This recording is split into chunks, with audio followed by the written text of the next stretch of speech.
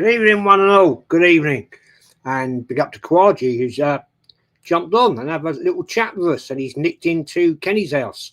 Kenny knows you're there, mate. Well, I thought we'd just have a little chat about general chit-chat, talk about anything, really. But we're going to start the show off with an important thing we need to talk about. And Macy's joined us. Big up, Macy. Hope you're well, my friend. Big up, Jess, man. Anyway, Kwaji, how you doing, my friend? Yeah, I'm good. How are you, mate? I'm just chilling out.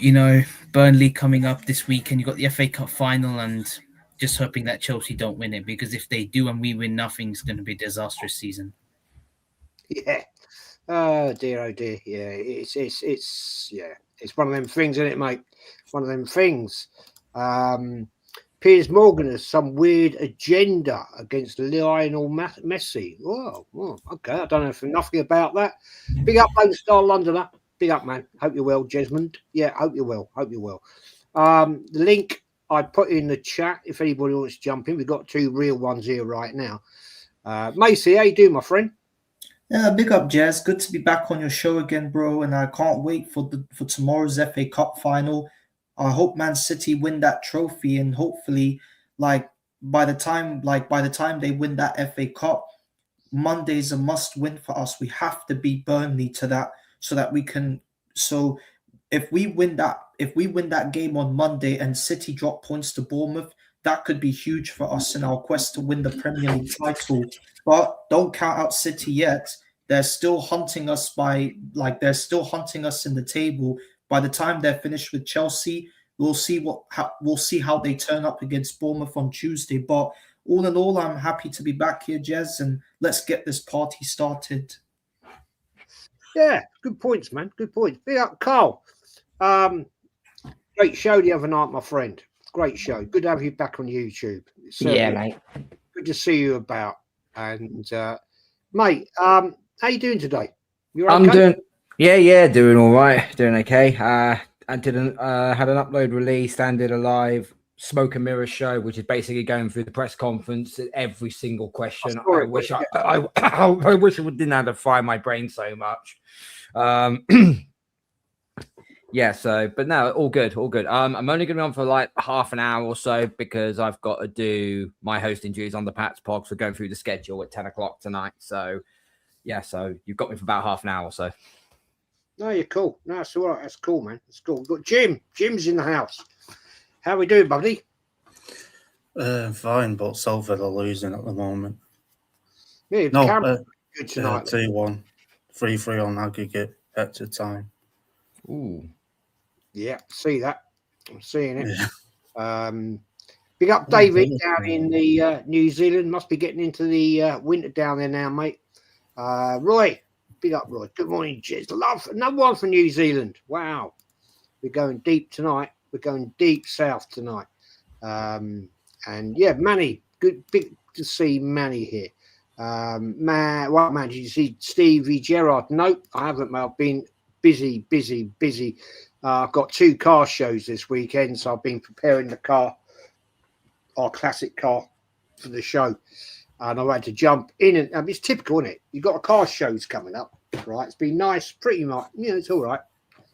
I'm out there polishing it, doing all the things you have to do, and in and out the bloody rain showers. So what you've just done, you have to do all over again. Really, you know what I mean? Can I ask what classic car you got, Jez, if you don't mind me asking? Yeah, it's a 1993 Jaguar XJS 4-litre. Oh, nice. Solar blue, and it's absolute. I wouldn't say it's mint. It's got it. It's no rust on it or anything like that. We bought it in 2017. It's basically the wife's dream to have an XJS. Fair enough. So we got one from a guy in South Wales, and driving home. I mean, fucking forget this. Driving over, the power steering rack fell apart. Well, it didn't fall apart, but all the seals went, and it was like, I thought the steering's getting proper heavy here. What's going on here? And got it home, went and looked in the reservoir, and I was like, oh, it's bloody empty. Topped it up, drove it down the road to my local pub. I wanted to show it off. Of course you do. That's a man thing. Drove it home. My neighbour down the road, he said, you've got oil coming out of your car.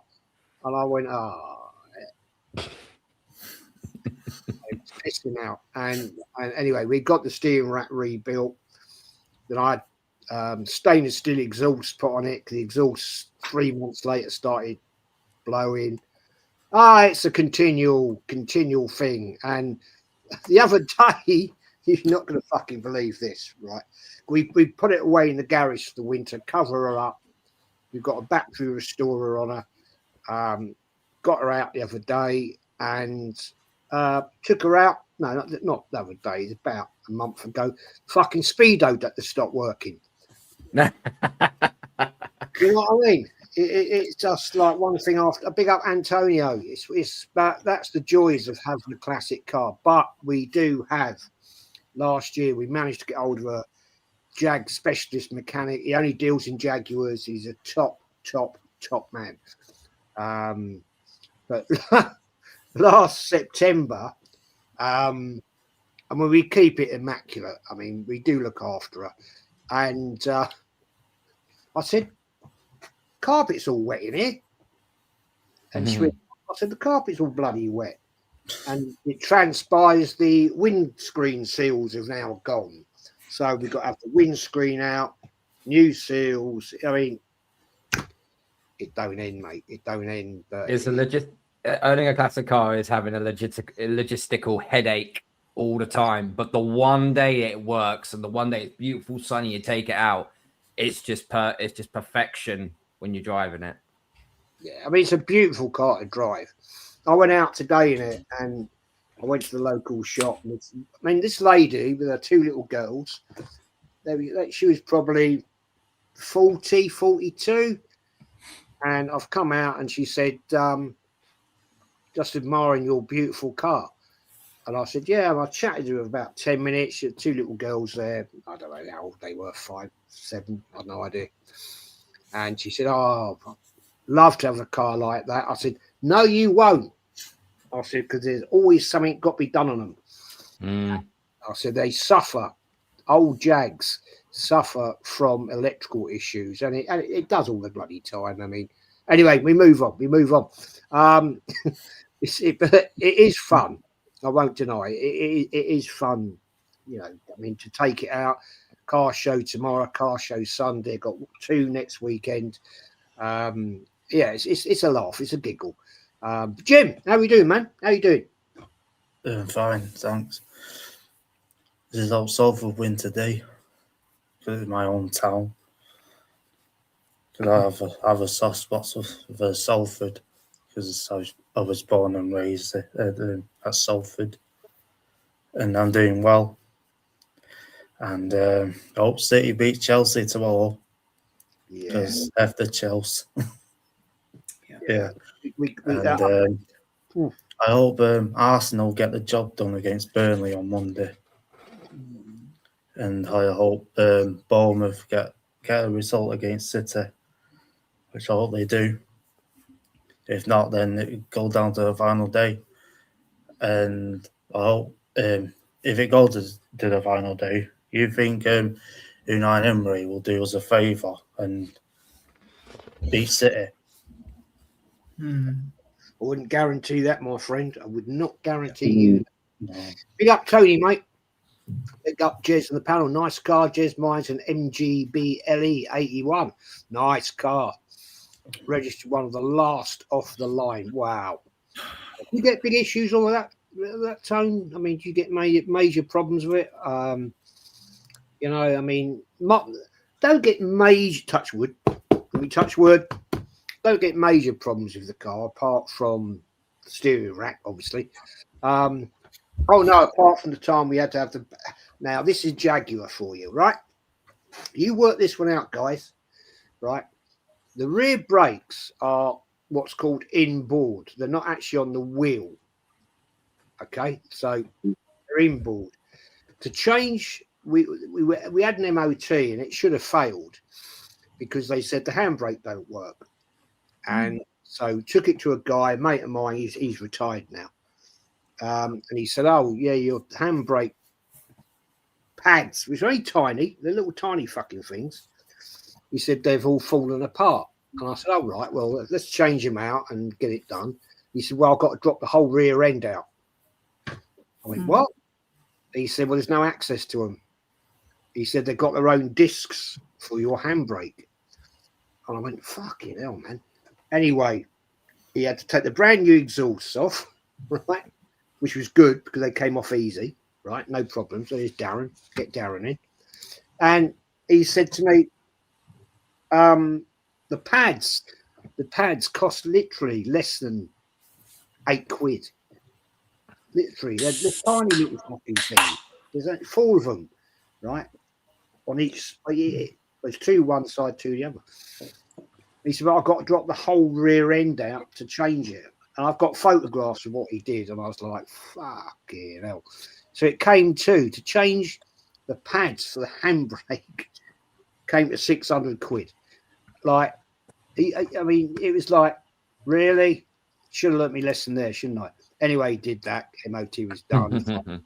I've just found Tony's. It might be Tony's car. It might not. Hang on. Let me just check my background out quickly. There you go. Is that Tony's car? Tony, you watching? 1981. Looks nice. Looks very nice. Looks very nice. Yeah.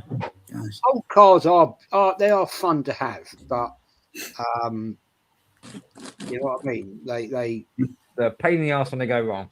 They do. And this one, if you don't start it up every 3 days, the battery goes flat. It's got a voltage leak somewhere. But I'll be honest with you, I can't be arsed with it. So all we do in the summer, we drive it. The wife will take it. She's taking it to work tonight. And in the winter, we put it in the garage with a battery. What do they call them? Battery stabilizers or something. Just keeps topping it up.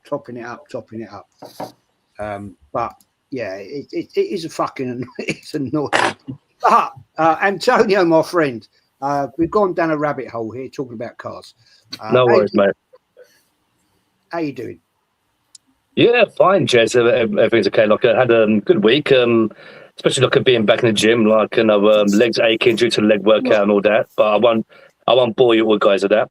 By the way, thank you for having me on the channel, and big up to the elite champions panel. So, yeah, look, apart from this week, Man City winning, so it looks like it's going to go down to the last day. And I know there's people saying like, oh, you know, Crystal Palace would like to have a great send off on their, you know, especially like, you know, to, you know, the manager on their last day at Selhurst Park. But I reckon maybe the best send off will be the Conference League trophy, in my opinion. So whether, because I think 3 days later, Crystal Palace are playing in the Conference League final after they play us, if I'm not mistaken. So, and in regards to Aston Villa, they're beating Liverpool 2-1 at the moment. So beating them to full place, you know, for the moment. Just imagine that Europa League trophy if they win it, and a Champions League spot by like finishing in 4th place. So, so you know, Unai Emery, you know, God bless him.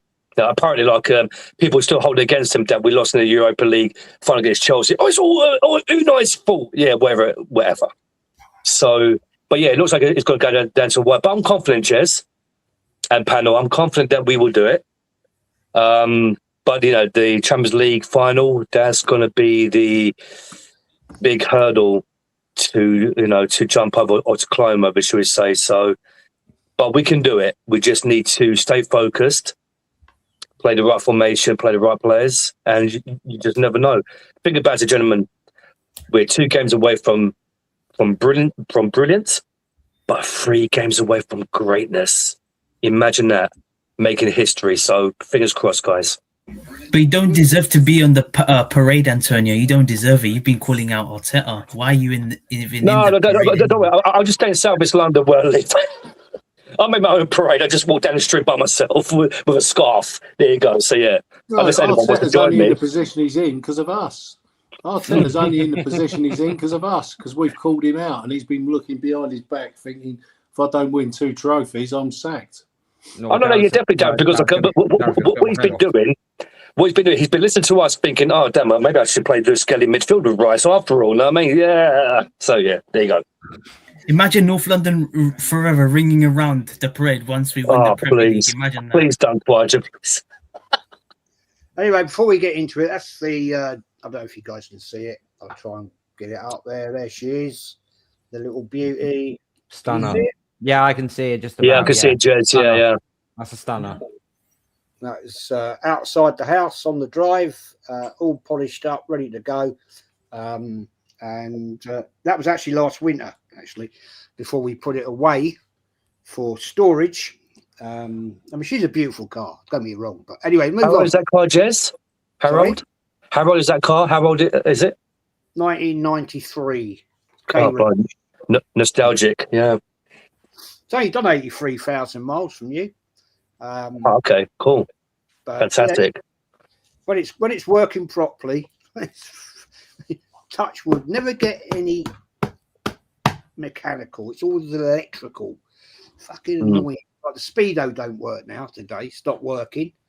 So yeah, that's an electrical issue because it's electronic. And apparently the circuit board behind the dashboard are known to have dry joints.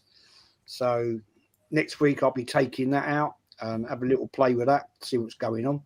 Anyway, move on. Let's move on, guys. Let's get into the football. Honestly, Darren. What a Good week evening. we've got coming up. FA Cup final tomorrow. One we should have been in. Should have been there, Darren. Yeah. What you got to say? Well, yeah, I mean, that Southampton defeat seems a long time ago now, but at the end of the day, it is what it is. Arteta got knocked out of it. And you can put up an argument that he shouldn't have been knocked out of it because it was Southampton away. We should be getting past teams like that. Had we gone out to Man City in the semi-final, it might be different, but it's a shame we're not in the final because we like the FA Cup. I'd like to bring it back to its... What I'd like to do is actually scale the Champions League right down and do it the old way. So the only people that are going in it are the champions of each division, and just have knockout from day one, 2 legs, knockout. If you get through that leg, you get through. If you get knocked out, that's it. You're out, finished. And then you have a European Cup at the end of the season. Take all that emphasis away from Europe, right? And then big up the FA Cup more. Make it a bigger competition. Bring back replays. I want 3 or 4 replays. People might say it's all boring and that, but it's all part of the resilience and the toughness of squads. I remember in the 79 season, we had 5 replays. Against Sheffield Wednesday, we had I think it was a 0-0, a 1-1, a 2-2, a 3-3. And I can't even remember what the score was when we beat them. It might have been 2-0 in the end. Same again with Liverpool in 1980. We had about 5 replays with them.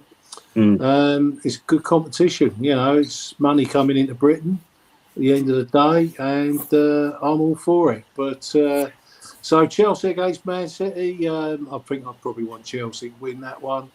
They're 2 clubs that I don't particularly like at the moment at this stage of my career as being an Arsenal fan. They are sort of rivals. But I'll have to pick Chelsea over Man City because I'm fed up with Man City winning a lot of it. And I think Pep, he's been acting a bit of a knob, to be quite honest. Going out in the media saying he's going to buy, Burnley, a load of Rolex watches if they win. Fuck off, mate. We've had enough of this crap. You know you're probably going to lose the Premier League now. I'll come on to that later on, and Burnley. But you're talking bollocks, mate. And Chelsea upset the apple cart. I think Chelsea will be the outsiders. Man City will be favourites. Chelsea are in a right mess at the moment, aren't they? But as we've seen with FA Cups, and 2017 being a case in point when the Arsenal boys and Sanchez upset Chelsea's double after about 2 minutes. Alexis went through, hit a shot. It was controversial. And we won Was the it cup. handball, Darren? I can't remember now. There was a bit of controversy surrounding it. I couldn't see nothing from where I was standing. I was in the Blackstock pub in Seven Sisters. So I was looking from Seven Sisters in Blackstock pub, but I couldn't really see anything at the time. Oh, so better style. So I didn't see it. didn't see it, mate. Didn't see it. And that was one of the best days out I've had at football, even though I didn't actually go to the game. Last night, I was trying to find myself on the Emirates pitch in the 2015.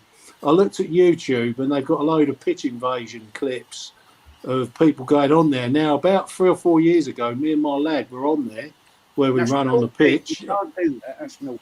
I had an away 1971 away kit on. I was jumping up and down, dancing on the pitch. And we had like videos when, because you wouldn't believe this, but this is the only time I've won a proper football bet at football.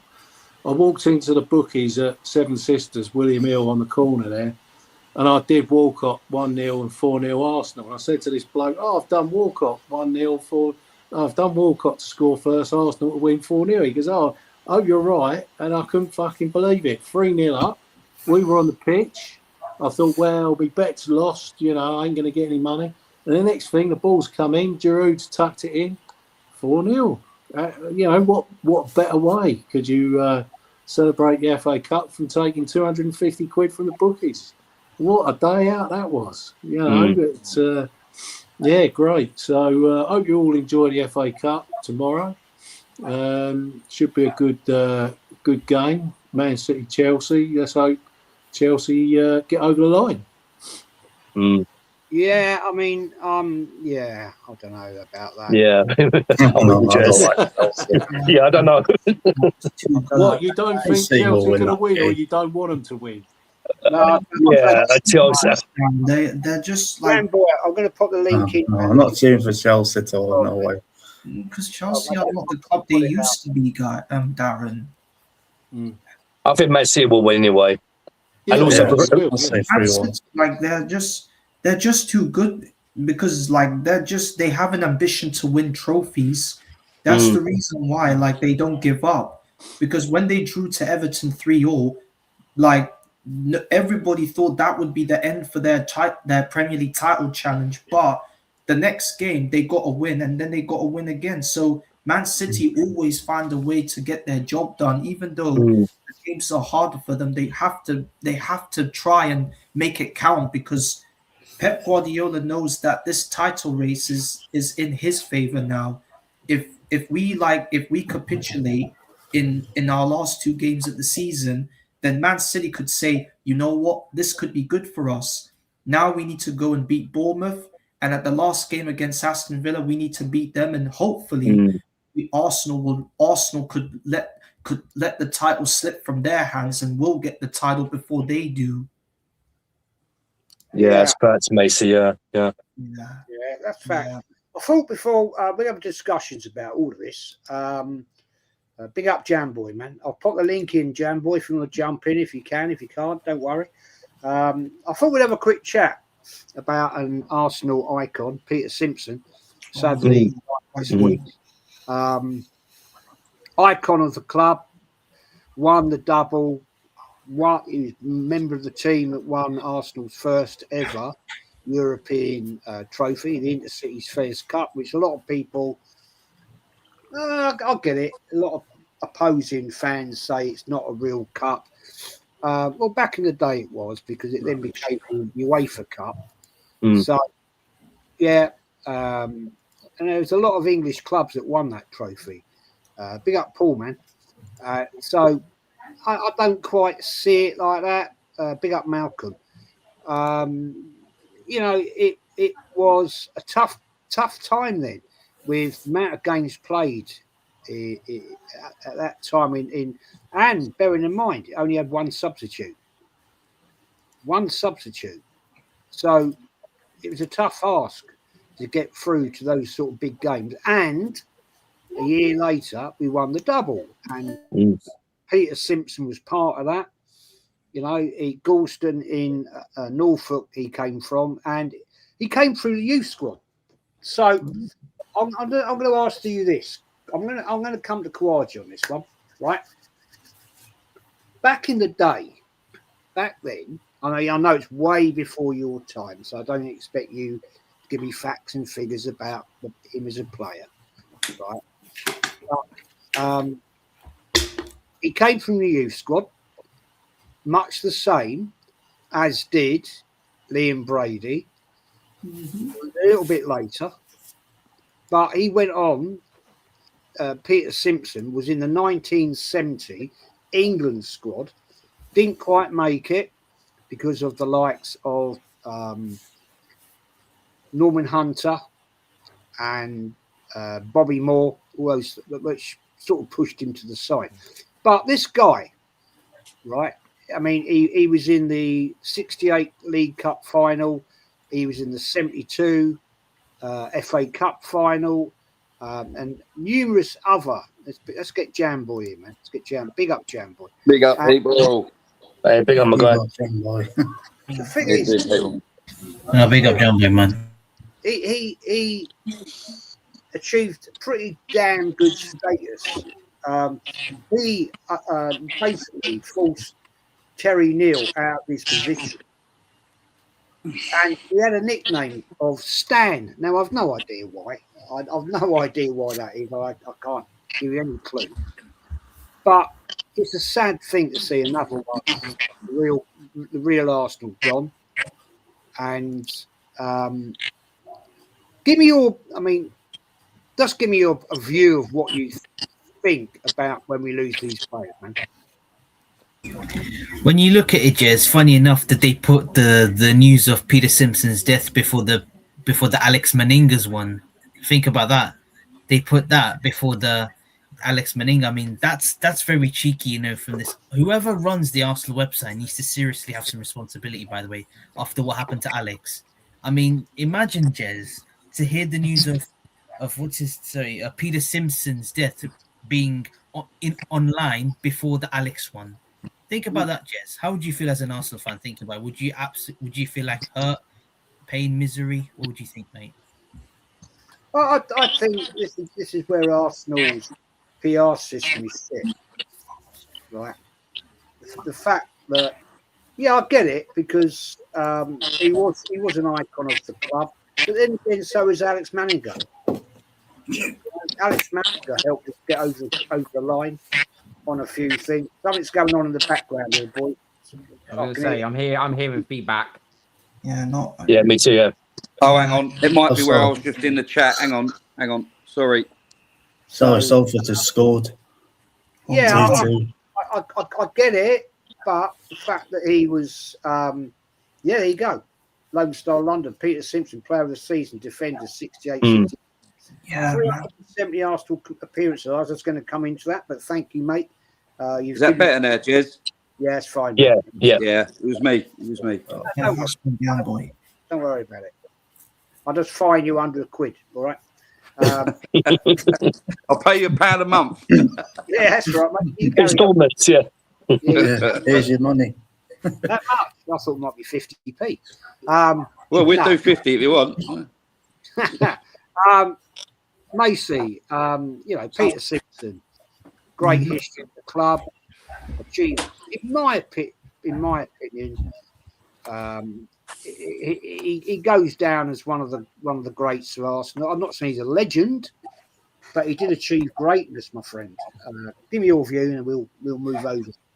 I agree, Jez. I mean, he wasn't a legend. He was like a trailblazer for all the Arsenal legends that came through our club. So Peter Simpson is a name that will never be forgotten, and RIP to him. God bless his soul. And I'm on Kawaja's side. Like, why did they post that on the Arsenal website, but they didn't post the one with Alex Meninga's death? It's just absolutely embarrassing, Jez. I just don't understand who is running the Arsenal account And who is being this stupid enough to post Peter Simpson's death before Alex Meninga's death? Like, it's just embarrassing to what the Arsenal community has become. They don't understand that these guys, these legends, like these trailblazers, they have sacrificed their lives for this great football club. They have paved the way for many Arsenal players to come into this amazing club. And for these fan base, and they're not fan base, they're 13, they're just a bunch of teenagers and like 13-year-olds and 5-year-olds. They're acting like they are the realest ones, but in reality, they're just a bunch of goofy little kids that think that they have the audacity to mock, to disrespect a trailblazer in Arsenal like Peter Simpson and Alex Meninga. And I find it a bit disturbing, but I just think to myself that Peter Simpson is, without a shadow of a doubt, an icon of Arsenal, someone that has that epitomizes on what the Arsenal defense was all about. When Martin Keown and all these other great defenders first came to Arsenal, Peter Simpson was the first one to mold this defense together. And like you said, Jez, he was the first centre back to win a European to win a European Cup. And I know that it wasn't at that time. It wasn't the most prestigious cup, but it was a cup anyway. And for that reason, I give Peter Simpson my condolences from the bottom of my heart. R.I.P. to Peter Simpson, and R.I.P. to all these Arsenal legends. They'll always be the best and the most recognized names on the face of the planet. True. Well said. Very well said, my friend. Very well said. Yeah, well said, mate. Well done. Yeah. Sorry, you might see me going weird there. John McGinn's just pinged one in the top corner, 4-1. Oh, my God. Lovely. 3 seasons ago. Honestly, wait till you see this goal. Should have bought him 3 seasons ago. Where's Arteta been? Instead, he goes and buys Zubimendi. If his name was John McGinnino, we probably would have done. Apparently, Emery's washed, but yeah. Oh, don't worry, because Arteta beat Emery 4-1. Don't forget, we beat Aston Villa 4-1. That's why. That's postage stamp. Honestly, postage stamp. Yeah, but that doesn't justify the fact that Villa beat us first. So exactly. Yeah, 2-0. Yeah. Carl, we just lost another Arsenal great. I like to call him a great. Because he, I was privileged enough as a young little kid to see him play. He's a very, very tall man, and his link-up play with McClintock was quite extraordinary, really. And he kept a few players out of the Arsenal squad for a long time until he unfortunately had that unfortunate knee injury where he had surgery. I think that was like 71. Yeah, he was out for 3 months. He was out for 3 months at the start of the season, I believe that was the case. Yeah. I mean, what you make of it, mate? I think sometimes the club gets it all wrong, but on this occasion, I think they got it right in the fact they recognised it straight away. I don't know.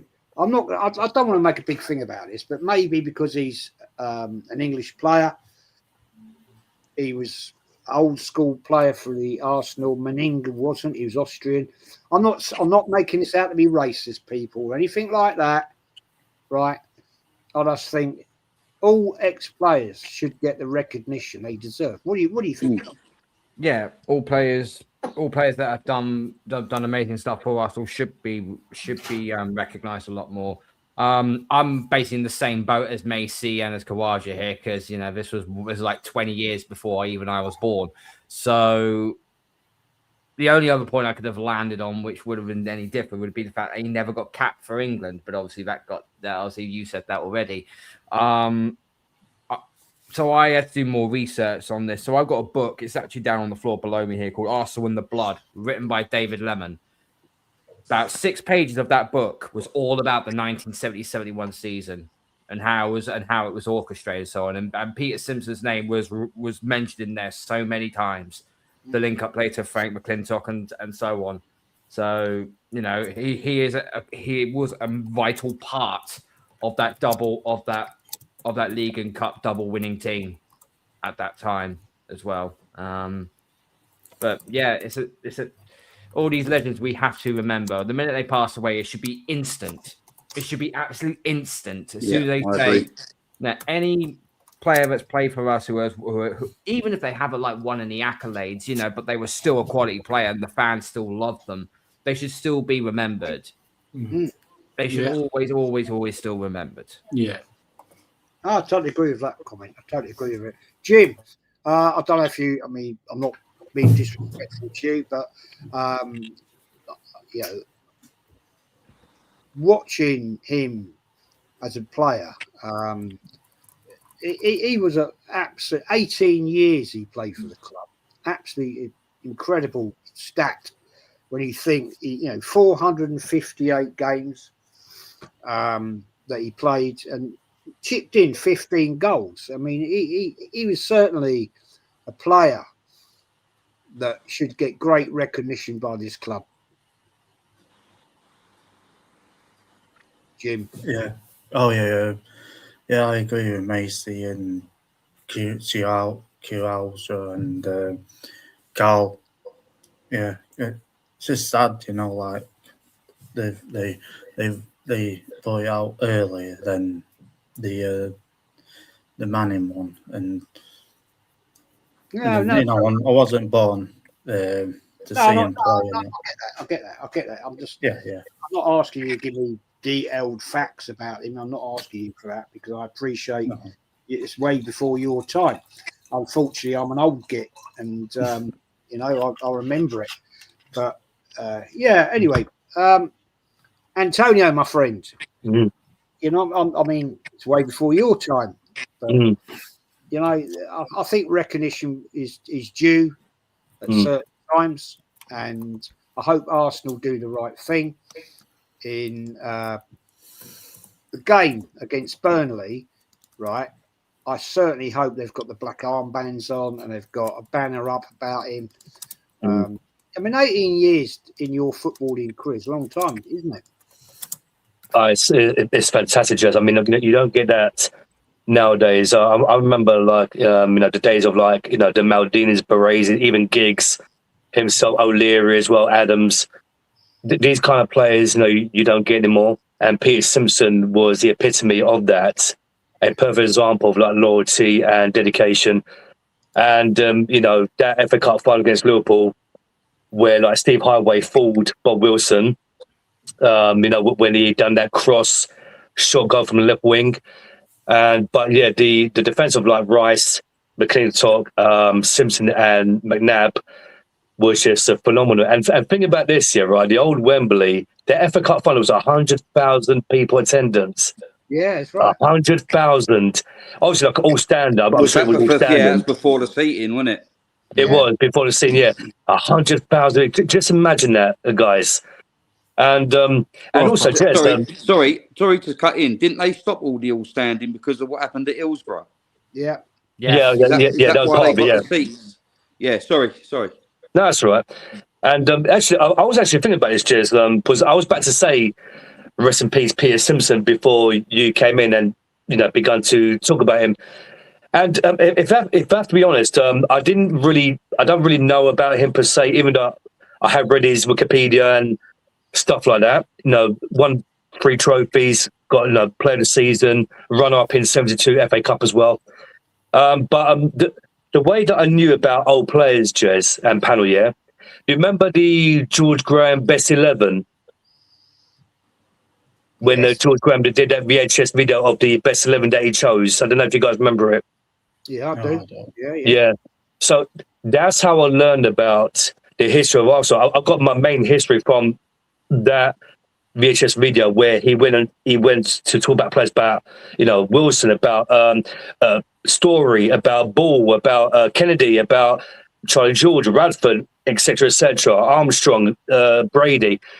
So but Peter Simpson was an absolutely, even though I don't know much about him, but what I read, dedication, loyalty, double winning champion as well, player of the season, And yeah, rest in peace to him, and also condolences to his wonderful family as well. But yeah, rest in peace, Peter Simpson, legend.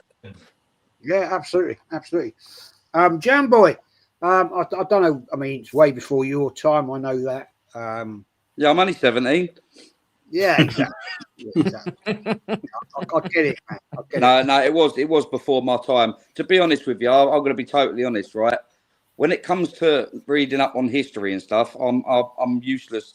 Because I'd rather poke my eyes out with kebab sticks than read. I can't stand reading. I can read, but I don't like reading. And to sort of nowadays to look up history and stuff, you have to read, and I can't read books. I can't. On history channels. Oh yeah, I could do that. Oh, yeah, I could do that. Yeah, fair point. But yeah, I've not, to be honest with you, a lot of the players that I know of from back in the days now is from here, like your Ted Drakes, your Herbert Chapman's. I knew who Charlie George was. Like players like that, like Charlie Nicholas, I knew them. Bob Wilson. But I, to be honest with you, if you'd have said to me before he passed away, Peter Simpson, I wouldn't have had a clue who he was. I'll be honest, I wouldn't have. But any player that played for Arsenal or any club, in fact, if they pass away, the club should respect them as soon as possible. They should like for instance, Ashley Cole, like later in time. If anything goes wrong with Ashley, I'd still expect Arsenal to do something for him, even though he went Chelsea. Like you've played for the club, you've been involved with the club through thick and thin. I think it's just right that you do things like that. And as for Alex Manninger, in my lifetime, he's been the best number 2 goalkeeper that I've ever seen at Arsenal.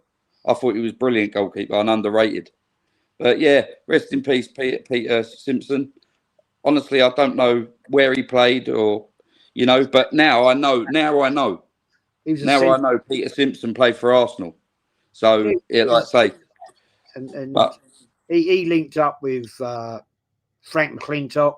And basically, they were an unbelievable partnership. Part of the development that won us the double in 70-71. But I'm not having a problem. If you don't know, no, it's fine. I respect that. I've just got to be honest. I'll be honest. Like I can't say, I can't do a 5-minute look up and pretend that I knew who he was. And I have to be real. Don't matter. Yeah. RSV7. I've starred your comment. We'll come back to that one. We'll come back to you, mate. On that. Just quickly, I've got to bounce, mate. I've got to shoot. Right, mate. Crack on. Peace out, Carl. Right. See you later, Carl, mate. See you later, guys. Take care, buddy. Look after yourself. So where are we? Darren, Peter Simpson. Before we move it on, mate, what's your take on it? What you know about him, or whatever, or the history you know about him. One of them. Whatever you want to say. My sound's gone. Anyone hear me?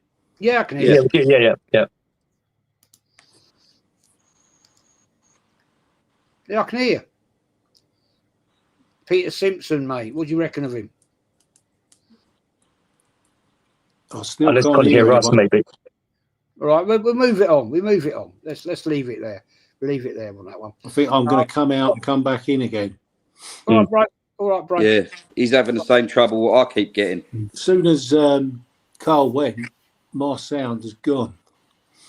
Yeah, go out and come back. Yeah, come back in, Darren. All right. It's over, mate. He took you down. Right, let's get right, tomorrow night. tomorrow afternoon, sorry. FA Cup final. My favourite final of the season. It's the one I grew up with. I love it to death. Even though we're not in it, I will watch it.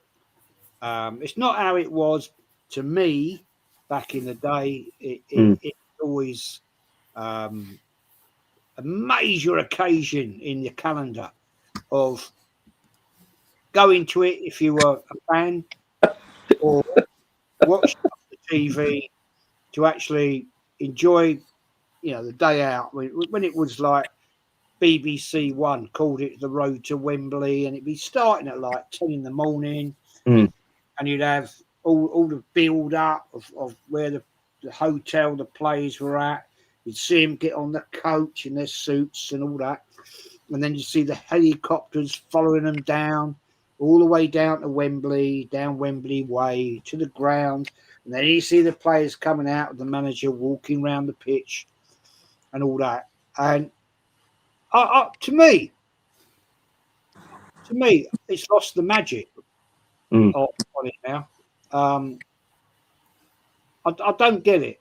And Macy, all your years of experience of watching the FA Cup, you must remember some of the old ones. I mean, I don't know how old you are, but it was such a big day. It was such a massive occasion where families, I remember it, right? As a up in, even if Arsenal weren't in a cup final, it would be a family day out. You'd go to somebody's house, mainly it was my grandparents' house, and my nan would cook food and everything like that. And it was a massive, even if it was Man United against Chelsea, Liverpool. Yeah. It was a massive, massive, exciting day because it's the FA Cup. Now, Macy, I think it's just so disrespected. And I think, and I'm going to blame this solely on Sir Alex Ferguson, when he pulled Man United out of it because they were in Europe. Give me your view, mate. Yeah, like you said, Jez, I've really grown fond of the FA Cup. I mean, it's one of the best cups I've ever seen. And remember, like Arsene Wenger won that FA Cup 4 times, and that was the best. Like that is why Arsene Wenger, that is why the FA Cup for me is without a shadow of a doubt the best tournament. And the fact that our fan base have the audacity to throw that cup away is absolutely disgraceful. I mean, these fan base don't understand that the aim of the game is to win a trophy, and the reason why we are not in a final is because of the fact that our fan base just want to think that the FA Cup is some kind of energy cup or some kind of cup that is not like nothing compared to the Premier League title. I know the FA Cup is not like the Premier League, but it's still a trophy, and you have to win that cup. And the fact that Man City and Chelsea are in a final shows that they have a mentality on who is going to walk away with that trophy. Because I can promise you one thing: when Man City win that FA Cup tomorrow, this will give them an energy boost going into Tuesday's game against Bournemouth. Because once they get that trophy, they're going to be like, all right, boys. Now that we've got another cup in our possession, now we need to go out and challenge Arsenal for the Premier League title. That's the same thing they did when they beat us in the League Cup, because once they got their hands on that trophy, they said, come on, boys, let's show Arsenal that we are the best football club in England. So this is why our fan base don't understand the aim of the game. They just think that they want to dismiss every trophy and think that the Premier League and the Champions League is the major trophy. Well, I understand that we are on the verge of winning 2 big trophies, but I really wanted to win the League Cup and the FA Cup together so that we would complete a whole cabinet of trophies. And the fact that we are going to watch Man City play Chelsea in the final is just and with not us in the final, it's just embarrassing.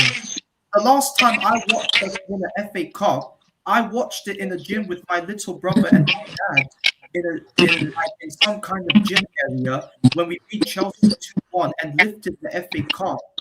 That was it, and that was it.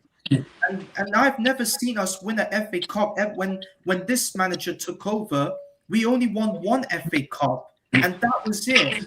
And throughout the whole season, he has built his own team. He cannot even get us to 1 FA Cup final, and that is absolutely disgraceful, Jez. And by the time, and I understand that our only concern now is the Premier League. I'm sorry. I just think now we have just absolutely threw away the FA Cup for nothing. And it comes down to the fact that Robbie is responsible for saying that, Oh, but it don't matter. We don't want the FA Cup anyway. It's a small useless cup. We want the major cups. It's all because of Robbie's foolishness of saying that the only thing we need to be concerned about is the Premier League and the Champions League. So Robbie and all these other fan base teams are responsible for the fact that they came out and said that we don't want the FA Cup and the League Cup. We only want the major trophies. So this is all because of the fact that Robbie and all of his AFTV buddies are all behind this, Jez. Fact. Well, yeah, I think it goes deeper than AFTV. I think the whole thing, the FA Cup, has been generally disrespected generationally by clubs. In fact, they want the bigger prize. The FA Cup now, it's just Europe. There's still feedback somewhere, man. Yeah, it is. There's feedback, yeah. Somewhere there's some feedback going down. It ain't me this time. No, I don't know where it is coming from, but it's a bit annoying. Yeah, we'll find out and sort it. Sound bouncing back. Yeah, but Jim, FA Cup. To me, it used to be such an occasion. Whether Arsenal were in it or whether it was another club, Liverpool, Man United, Everton, or Newcastle, whoever, right? It was a day you looked forward to say, it's the FA Cup. It's the FA Cup. And we're going to be watching the FA Cup. Now, the FA Cup was the most, apart from the World Cup final, was the most watched cup final in the world. It was screened, and earlier, there you go. Mr. Padson said, there you go. Around 28 million people watched the 1970 FA Cup replay at Old Trafford. Mm-hmm. The UK population in 1970 was around 56 million. Mm. Half the UK basically watched that game. FA Cup was massive. So somewhere, Jim, in history, it's been disrespected. I don't know. Is it? Now, it's a two-part question. I'm going to come to Antonio with the same question. Mm-hmm. Jim Boy and Darren. Is it because clubs are not interested because the money ain't there, right? And they think that's not fucking worth it, man. Playing for like winning. I mean, I don't know how much money you get for winning the FA Cup nowadays. 7 million. 7 million. Yeah. Well, would you? I mean, come on, a small club like Hull City are not being disrespectful.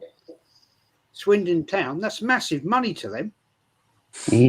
Might not be to Man City, Man United, Liverpool, but I think that's missing the point. To me, it's about having that cup and saying, we've won the FA Cup.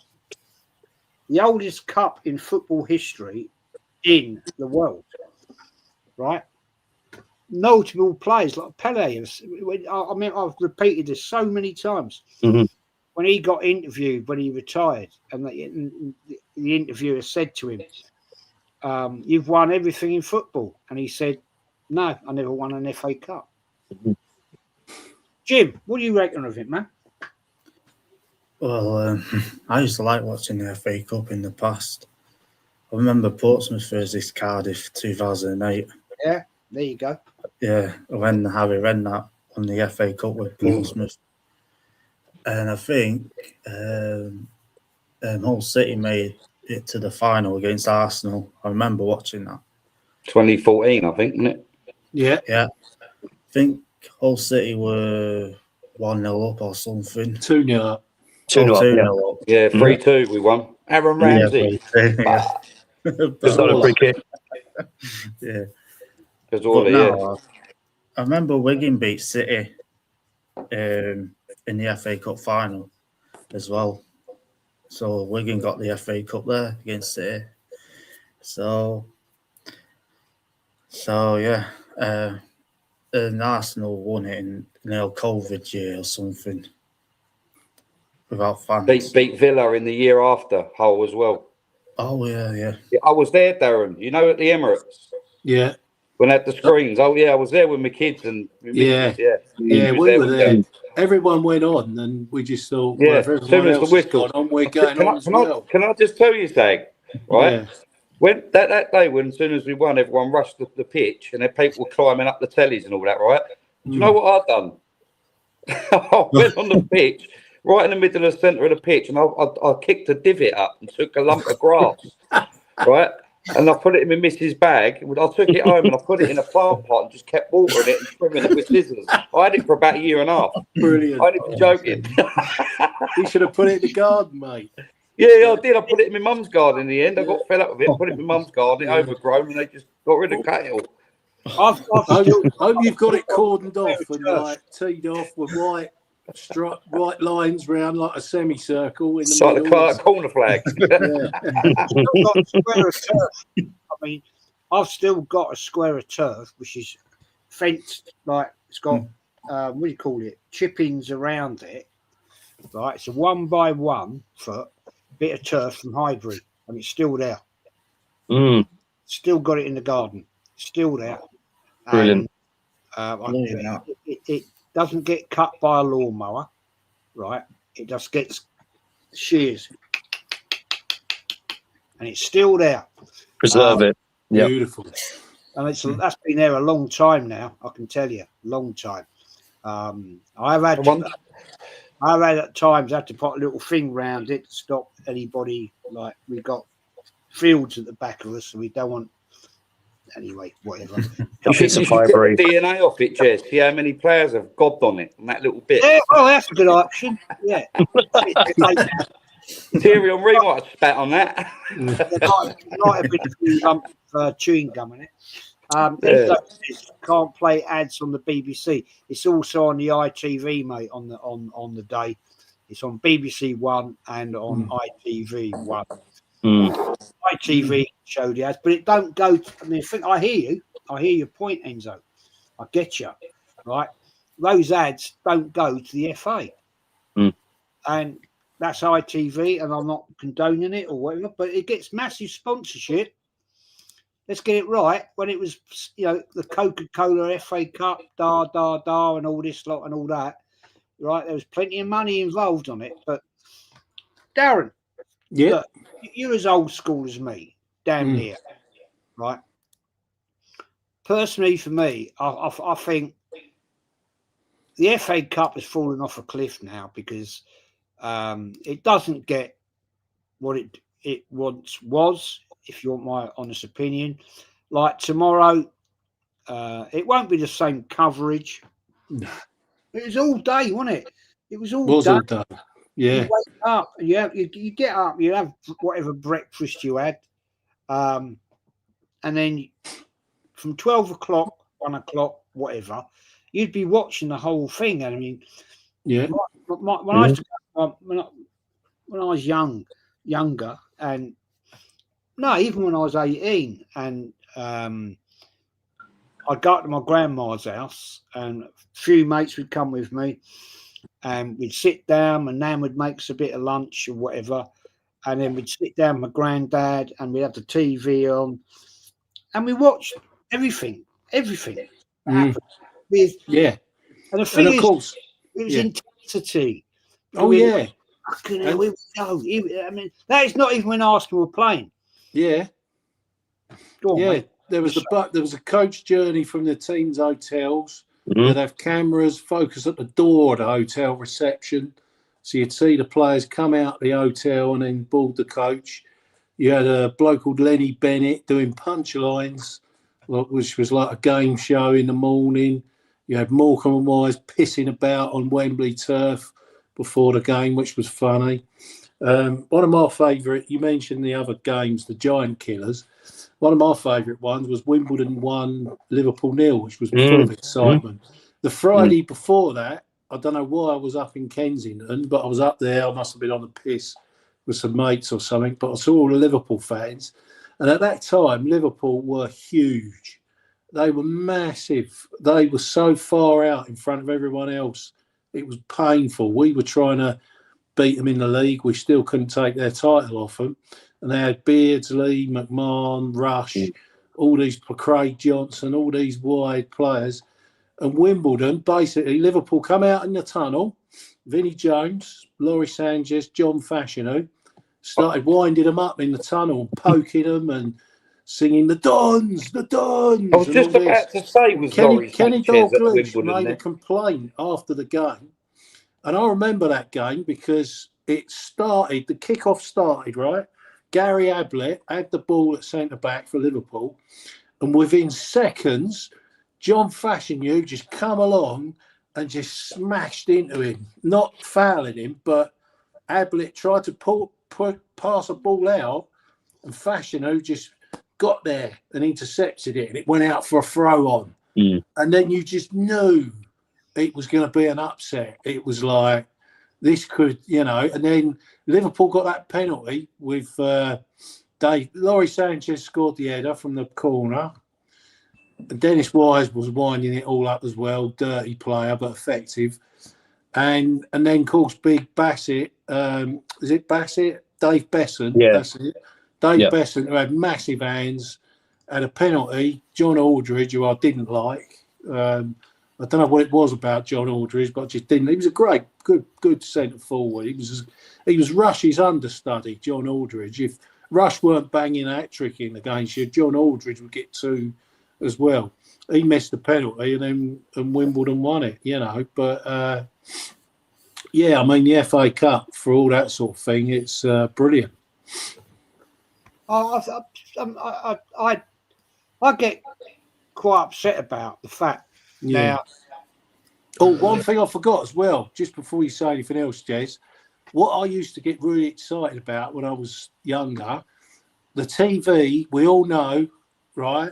Or most of us know, there was 3 or 4 buttons on the telly. And someone said earlier, in them days, there weren't all these channels or all this other crap you've got now. It was BBC One, BBC Two, ITV, and then you might have had Channel 4. Now, what used to happen is everybody up here mentally knew who was playing in the Scottish Cup final. So after the first half of the FA Cup final stopped and they went off for a break, then you'd be rubbing your hands like this because you weren't listening to what was happening in Scotland. And you think, in a minute, they're going to put the Scottish Cup final on. And then it said, and we're now going north of the border for Celtic against Aberdeen. And it was brilliant. I really look forward to seeing what was happening in Scotland as well as our FA Cup. Like Darren, the CFAX as well.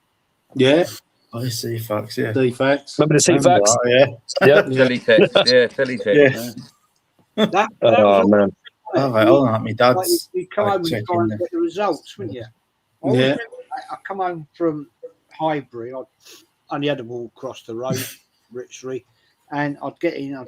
I used to piss my dad off, and he'd go, "What are you doing?" And do you remember the old remote controls to your TV? Yes. Oh, yeah. Red, blue, yellow, and green. White, yellow. I've got to see the results, Dad. I've got to see the results. And my dad would be like, oh, God, whatever. And my dad was not a football fan ever. He's a rugby man. I go, Oracle. Got to see what's happening on TV. Got to see the results for Liverpool. Got to see Man United. Got to go. And I remember he would sit there and he'd go, "Is it that important?" I'll go, "Yeah." My dad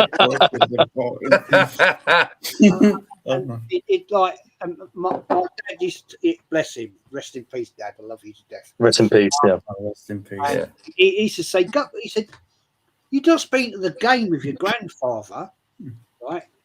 Why don't you go up to his house?" I said, "He hasn't got a proper TV, right? My granddad had a black and white for years and years, right? My granddad refused for years to have a coloured TV. Fuck knows why. And I know why. We had to pay extra on the licence. That's right. I remember now. My granddad was a lovely man, but he was retired. Yeah, there we go. Anyway, get some chats in here. 1988 FA Cup final. Jones Wimbledon set the tone for the massive upset of putting in a bone Brilliant. crunchy. Yeah, I remember that. Yep. yeah, I remember that. That would have been a red card today, I tell you. Oh, straight red. Tommy Lee was talking. No, fuck off, mate. Yeah, fuck off. Fuck's sake. Well, these people grow up, move on. Jesus Christ, that's job done. It's gone. Big up Lawrence and big up Luna joining the chat. Yeah. Big up, man. Yeah, Lawrence. Have sponsors, and most of them are behind a paywall. Except the FA Cup ain't against the law. Ain't against the law. Make you watch. You pay to watch FA Cup. Well, no, but it's on BBC One and ITV, mate. So if you've got a TV license to the TV, then there's nothing. If it's on Sky, Benji, man, big up Jason Panel, big up Chew. Or against Ofcom laws or some shit. No, it's not. It's look, the FA Cup is allowed to be watched on BBC and ITV. If you're the BBC license, you are free to do that. There we go. Proud good up, big up to you, man. Hi, Jez, Panel, and the chat. Got great chat in it tonight. Remember when my parents had a Teddy Bank TV? Where they put, Yeah. I remember. Wind up. Yeah, Cheers. Did you ever have one of them tellies with the old portable aerial? You plug it in and move the aerial. Yeah. You have to use it. You know a hanging wire. Yeah, hanger. A hanger. Do you remember I had a black and white one in my bedroom, right? And it had the dial to get the channel. Yeah. And I used to get my sister, right? And I said, look, can you hold the aerial up for me? Just stay there. And she'd go, I said, yeah, got it. That's it. Stay there. Don't move.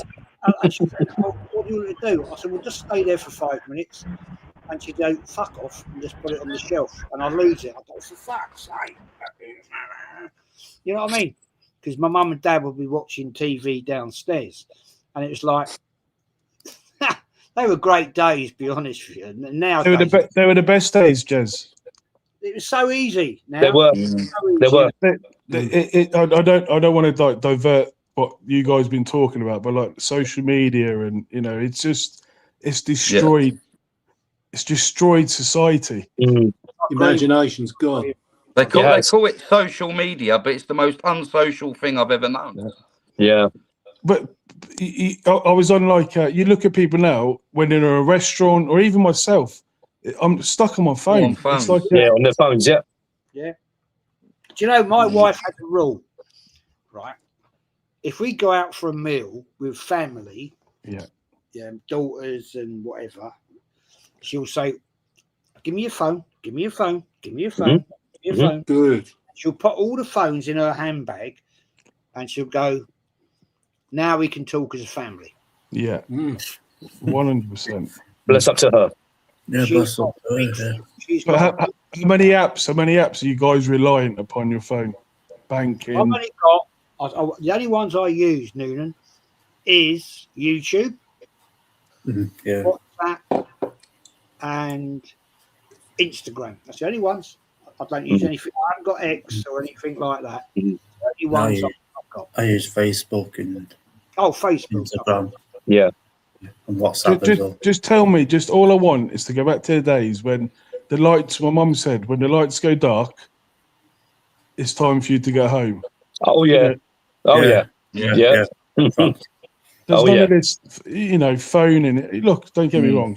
I'm digressing a lot, but I think there's with these fans who just so the Arsenal kind of hype about. You get Chelsea fans; they're celebrating more Arsenal losing than their club winning. You've seen this fan kind of hysteria around and it's fueled by social media. It's the kind of modern fan, and even my son, and he plays football and he what have you, and he looks at them going, Dad, why are they celebrating Arsenal like losing or and they're Chelsea fans? Because I can't get my head around that. They haven't got standards no more. That's what it is. No, I've got standards. I've got another question before we wrap this up. I think it's quite important. We got a game on. Get Lawrence back in. We got a game Monday, Burnley. We're at home. Man City are 2 points behind. Do you think, Dwadgy? Right, I'll start with you. Same question for everybody on the panel. Do you think the 2 points behind us is going to cause us a problem? I can understand why, but I'm not worried about what they do. We just have to keep winning games. We win our last 2 matches and they win their last 2 matches. We win the league. Or if we win against Burnley and Bournemouth do something, beat them or draw, then the Palace game will forget. We can chill out, and this gives an opportunity for us to rotate. And I expect, if the Cherries do something, I expect Lego Head to play Norgard. The guy has got only 56 minutes of football since he's been at Arsenal, and they're planning to sell him. But don't worry, he's a sensible signing. He's a sensible signing, guys, because we've been told that Norgard's a sensible signing, and he's only played 56 minutes. Yeah, but if he plays 60 minutes, we owe Brentford 5 million. Another 5 million, mate. I'm being facetious, but it doesn't make sense, does it? Yeah, it just doesn't make sense. But listen, I expect us to beat Burnley. I don't want to see any excuses. I think we'll beat Burnley. I'm going to go for a 3-0 Arsenal win. Listen, maybe I'm wrong, but people think I'm being like a top gunner, but I feel confident that we can beat Burnley because the way we're playing right now, I think we got that confidence back, and people are going to say, oh, you're acting like a top gunner. We're not getting carried away. We're not. We're just happy. Yeah. But obviously, I'm not trying to be like, oh, we're here. We want to win the league, because most of the panel here have seen Arsenal win the league. But I'm the only one that hasn't, because I'm only 19, and it will be the first opportunity for me to see Arsenal win the league. And obviously, it's time to get us over the line. Time for us to get over the line, beat Burnley, and just pray that Bournemouth do something. If they don't, we just have to win against Palace, and let's just hope Aston Villa do something, because they just beat Liverpool 4-2. So let's just hope that Man City drop points and we beat Burnley, and we can celebrate. And the Crystal Palace game will be forgotten. I mean, not forgotten, but we just need to calm down now. If City drop points, we don't need to worry about it. We just need to rotate, and we got a Champions League final. That is a big task for us, because against a very good PSG team. And obviously, Jez, I don't want to be rude, but don't be surprised if Lego Head starts Zubimendi, Rice, Odegaard. Oh, God forbid. He'll try and do that, bro. Like, but people are going to talk about, look up against West Ham. He got an assist. Don't forget, he got an assist, a GA. So he's supposed to start. But when I looked at Odegaard against West Ham, he won that great. I don't think he was that great. He won that special. I thought Odegaard changed the game from when he came on for Arsenal. He was a lot better than he has been. Assist for Trossard, that was it. Like, I still he brought energy. He brought energy and purpose to our attack. I understand it, but this season, he's been very poor for us this season. I am not suggesting for 1 minute. I'm not giving Odegaard a pass. I'm just saying for those when he came on, he's been so below par, and I want Eze to start on Monday against. Of course, I don't want Odegaard to. I don't want Arteta to start picking his favourites. Yeah. Because Odegaard needs to, like Eze, you need to earn your place and a cameo from Odegaard for me. That doesn't mean you start on Monday.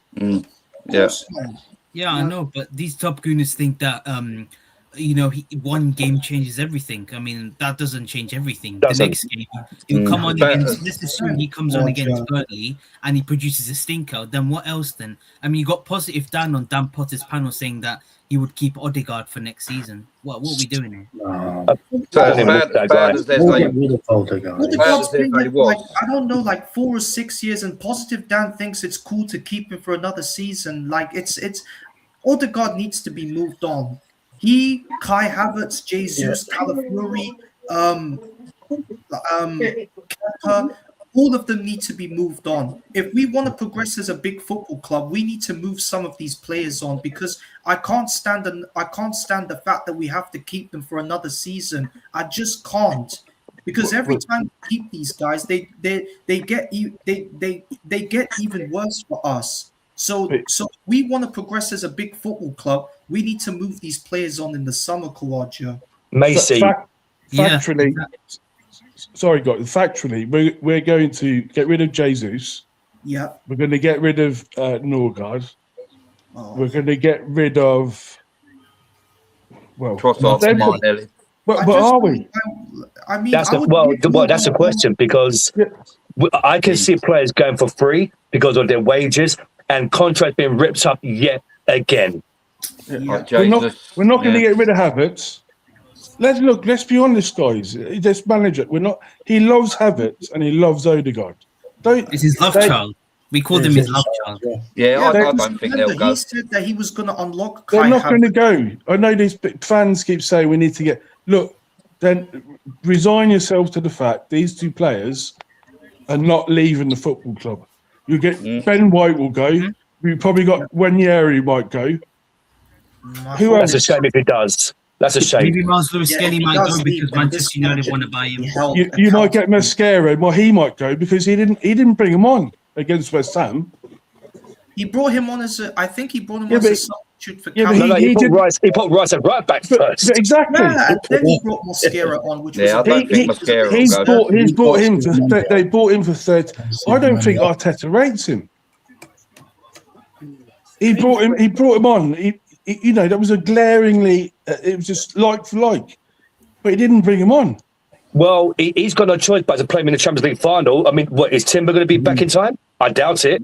I think he will play. Yeah, I think Timber will play. I can guarantee you when Timber is back. Well, in that case, he'll be rushed back. This manager will do is rush him back. I'll ask. Would you put Nkapia on the right if California was fit? Yeah, I'd rather him than Rice. Because Rice, you take Rice out of the midfield. But that shouldn't even be. You're making right back weaker, as well as the person you put in midfield. He did it against Brighton. Don't forget, we beat Brighton 2-1. But would you have Nkapia over Mascara just in terms of no? That's right back. I mean, Nkapia is not a right back. No, but I'm on about his one-to-one defending. If you look at Nkapia. And he's up against. Play Norgard right back. Play Norgard at right back. Give him the minutes. I think that would work. No, he'll get skinned by Kvaratskhelia. He'll get absolutely. But don't forget the top teams will throw him under the bus. They'll say, "Look, this is what he does. This is what he doesn't deserve." Mascara's got pace. He's got pace. I'm playing devil's advocate. I think Mascara has to be the obvious replacement. Even though Mascara's not he will be. He will be. Even though Mosquera's not a right back, I would still put him there because we have no other right backs. I mean, Timber's still not 100% fit. Ben White is the shadow of the player that he used to be. He's finished, Macy. He's gone. He's out for the season, so I think Timber will play in the Champions League final. I agree. But unfit. By Kvaratskhelia. He'll get skinned by Kvaratskhelia. I'm sorry. I like Timber, but it doesn't matter what right back plays against that guy. Yeah, he's class. Kvaratskhelia will skin anyone. You've just got to hope and pray he has a bad game. Maybe you need to drag out Saliba and double up. I'm not sure he's that good. Interesting. I don't know. I just want a question here from Proud Gooner. Jez, here after the question, would you take Ivan Toney? You've had a chance, 31 goals. We should have signed Ivan Toney, Jez. Our fan base said that he's got an attitude problem. He's got an attitude, Macy. Yeah. Remember, Jez, our fan base said that Tony's got an attitude problem. When dude's got an Mbappe is an attitude. attitude problem, and they want to buy him. He's Who wants to Saudi. buy Mbappe anyway? Mbappe is but an take- attitude problem. He's a Take dictator. He's take also Tony been for when linked next with season. Barcola as well. He's also been linked with Barcola as well, which is a bit strange. I mean, Barcola's not that good. Oh yeah, He's not that good, bad call. I don't know. Anyone's where- better than Trossard or Martinelli, though. Another I don't question. think. We're, Another sorry, question. Jez. Vikesh says, "You man's coming parade. Hands up, who's coming?" Yes, we'll come in. We'll come in. If we Yes, get there, yeah. yes, we'll come in. Yes. Train to London Euston. I just want to watch it on TV. I just want to watch the parade on TV. Couldn't be asked, to be honest, mate. See, people are getting too sure that we've won this league, or you know what I mean? Yeah, look, Yeah. Yeah, Owen, You've got to stop talking like it's already done. might bottle it Yeah. again. Real Big ones. Proper real fan. Real fan. fans, yeah. Yeah, good man. Hope you're well, Biel Mucker. I'm watching Mills come up. It's a shame. I really wanted Oh, you Millwall wanted to Millwall to beat, come up. but I hope Hull City beats Southampton in the playoffs Yeah. because I don't really want Southampton back in the Premier League again. Has that been decided? Is it the I don't the know. outcome? Spygate might I get mean, kicked out or something. but everyone they're calling them cheats and that. I don't know should what be to like. kicked out. Let's move it on. Let's move it on. Exactly. Mm. yeah, all right. Nah, Move it on. you can't have Southampton in the playoff final after what they've done. I agree. Okay, Well, period. they've done anything. You know, There's no proof yet. either they There's no proof yet, Lawrence. Yeah, yeah. What I'm saying. No, there's no proof yet. I think this spine is a load of crap. How different is that? You see managers turning up a week or two before a game at teams' grounds where they're going to play them, and what are they doing nearly? They're spying to watch the team play. They send a coach or someone out. Oh, Arteta's in the stadium for this game because in 2 weeks' time Arsenal got a big game against them. Yeah. So where's the difference then between? Yeah. I just think And it's a complete storm in a teacup. And they're No, tapping players up left, right, and centre.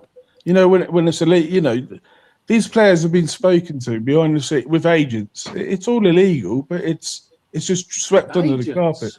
I thought it was just a case of they're looking at their tactics. No, but I'm saying in terms of, you know, clubs, when it's just like the high and mighty, oh, you can't be spying another. But corruption and dark arts, it occurs. It happens every day of the week. Even. Yeah. I think if a club representative goes to a match of a team you're playing in 2 weeks and watches them in a match, I think that's fine. But when you've got someone going plain clothes to a training session and spying it or filming it, that's a bit naughty because they're training for that next game against you, and they're trying different things maybe to what they were at the match they were playing. So yeah. But did you see how blatant it was? He was there behind a tree. But where's their security? Where's the club security? Yeah, exactly. Yeah. That's the whole point I of can't it. do a job for them. He's looking shady. He's behind a tree and he's giving it So all job, that. Darren. That tells you he's doing wrong because of the way he's gone about it. Yeah, but for me, how can you be? There has to be something. You have to look on the other side of it. Going, These how can you be? clubs are making a fortune, right? Yeah. Why aren't they paying people? I do event security at racecourses and the occasional football match as well. They got money to spend. They should have their security people in all around the training ground. The thing is, cameras, everything. They should be preventing it, not crying after they've been sacked. you know about this. We're not going to mention why. But the fact remains is, right? How do you know that is actually true? Exactly. Well, that's the thing, isn't it? Yeah. That could be a complete and utter fucking setup. You got a sneaky little fucker stood behind a tree. Exactly. This is my point. The media, isn't it? The media can make up anything, and people believe it. He's there with his fucking phone behind a tree, and there's like a wire fence in front of him. Yeah, like this. Where's the proof of it? Until you didn't Leeds United do something? Didn't Leeds? You know, I mean, come on, people. It weren't Matt Letizia standing there like. Didn't Leeds United do? I mean, that guy to me is about 18 years old, Yeah. right? And I'm thinking, really? Where's until you actually see Didn't Leeds United do? what? I think Lauren's coming in now, Jez. Something similar a few years ago. Yeah, with Derby and Frank Lampard. That's Derby, why yeah. the Leeds fans were singing the Oasis song, Stop Crying Frank Lampard. I would love to see. I'd love to see the actual evidence of the photographs of what he was doing. Because that could be a complete and utter fucking setup. Where the kid looks about 18. He bought a coffee though, didn't he, at the golf shop across the road or something, didn't he? Or... Don't know. I haven't really followed the story, really. Yeah, but that's the trail. They're saying that there's this little, like Jez is saying, an 18-year-old lad, part of the scouting team, has gone down, bought a coffee from the club shop across the road, which is owned by the owners, by the way. Then's gone behind a tree, and there's a mesh fence that, like, I thought he was looking into some sheep in the field. Yeah. So basically, it was like this. Yeah. And it's the most ridiculous. And what you're gonna see, right? Maybe what you're hoping to achieve, maybe see if a player's fit and he's playing or not. Other than that, I can't see how you're going to work out what tactics. Because they could be doing set pieces or corners or whatever. And then on the day, he's taking a free kick, right? We're not doing any of that. How do you know? Right, Darren, I'm not going to put you on the spot because I'm not going to go there with you. That's all right. You work in a different world. But how do you know that isn't a fucking Middlesbrough? How do you know that's not some kid? Right? He's a fan of the club. I mean, no, they've showed pictures, Jez. He works for the. He's in the academy, so he's actually part of the Middlesbrough. Yeah, he's Southampton. He's actually a Southampton staff. What? And he was spying on Southampton tactics? No, Southampton. He was spying on the Middlesbrough team. Right. Oh, okay. I think the train. Right, yeah. So I'm long way to go to do a bit of spying. So it was a Southampton academy player, was it? So no, Southampton, like a technical staff or scout or something. 18-year-old, and he was watching Borough. Well, he was a training. young lad. Went down, and he was there videoing. Well, allegedly, I don't want to be any repercussions on this channel. no, you carry on. But he was there with a camera with his. You've seen the pictures. But he's behind a tree, isn't he? Yeah. That's what I'm saying. If he looks like if he's hiding behind a tree, and he's trying to take pictures, if there wasn't nothing wrong doing that, why would you try and hide behind a tree? You just go and. He's not even hiding. There's nothing to hide behind. He's more or less like. Hold on. Did this kid go all the way to Middlesbrough to do this? Yeah. It's a long way to go. Yeah, a lot of time is that, didn't it? But this is what I'm saying. The effort Southampton went to because where they've been stitched up is he bought a drink or he bought a coffee in a local area. And they've now linked. He's probably, he's the worst assassin you can imagine. And they got a confession out. Well, of him evidence. You're here to spy. He's no Assassin's Creed. See, because I was under the impression that Southampton, that Middlesbrough were down south. No. They were training for the FA Cup final. But somebody sent them up to Middlesbrough to watch them. Right, there's something dodgy about that then, surely. And that's why you see the Southampton players were doing like the Trossard celebration in the the last game that the game they won. Well, the people do what they've got to do, and they'll come up with a decision, won't they? So I couldn't care less, to be honest. Let's move it on, as long as Trossard's doing that at the end of May, I don't mind, mate. No, I want to see this. Yeah, I want to see this. I want to see this. That as well. Yeah. Let's move it over. Right. Let's get our predictions. What are prediction scores? Going to go around the panel. Mhm. Prediction for the game against Burnley. I've gone for a 3-0 Arsenal win. I believe we'll beat Burnley 3-0, and I think Arteta will do the same thing as what he did against Fulham, score 3 goals, and then just sit back and rotate for the final game of the season. Fair enough. Okay.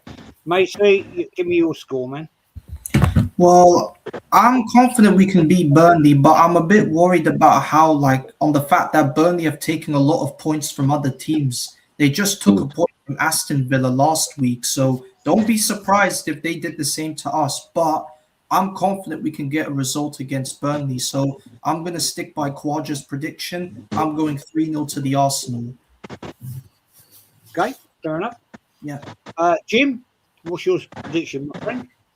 Well, my heart's saying 3-1 Arsenal, and my head's saying a 1-1 draw. But I'm definitely going to win this match on Monday. So I'm sticking with 3-1 Arsenal win. Okay. I'm going 2-0. That's my prediction on it. Antonio, my friend, the real one. What's your prediction? I would say if we play the same formation as we have, then I would say I share Quadra's and Macy's scoreline. I would say 3-0. And I'm hoping on Tuesday Bournemouth can do something so that we can. Because I said that I want to win the league against Burnley, but that'll depend if Bournemouth can beat Man City or take points away from them on Tuesday. If we can do that, we can rest players for the Champions League final, play the kids against Palace. If not, then it'll go to the last game, which I'm confident we will win because I think Palace may rest players as well. So, but yeah, I'll say 3-0 Burnley. We will win 3-0. That's what I say. Fair play. Okay, hear that. Jan boy, where you going, mate? See, it's not Man City or Burnley that worry me. It's Arsenal. Now, it's nervous. They make me nervous. I think if we play like we did against Fulham the first half and play that team, I think we win comfortably 4-0. But I think he's going to play Odegaard. I think Zubimendi might come back in, and Derry play Havertz.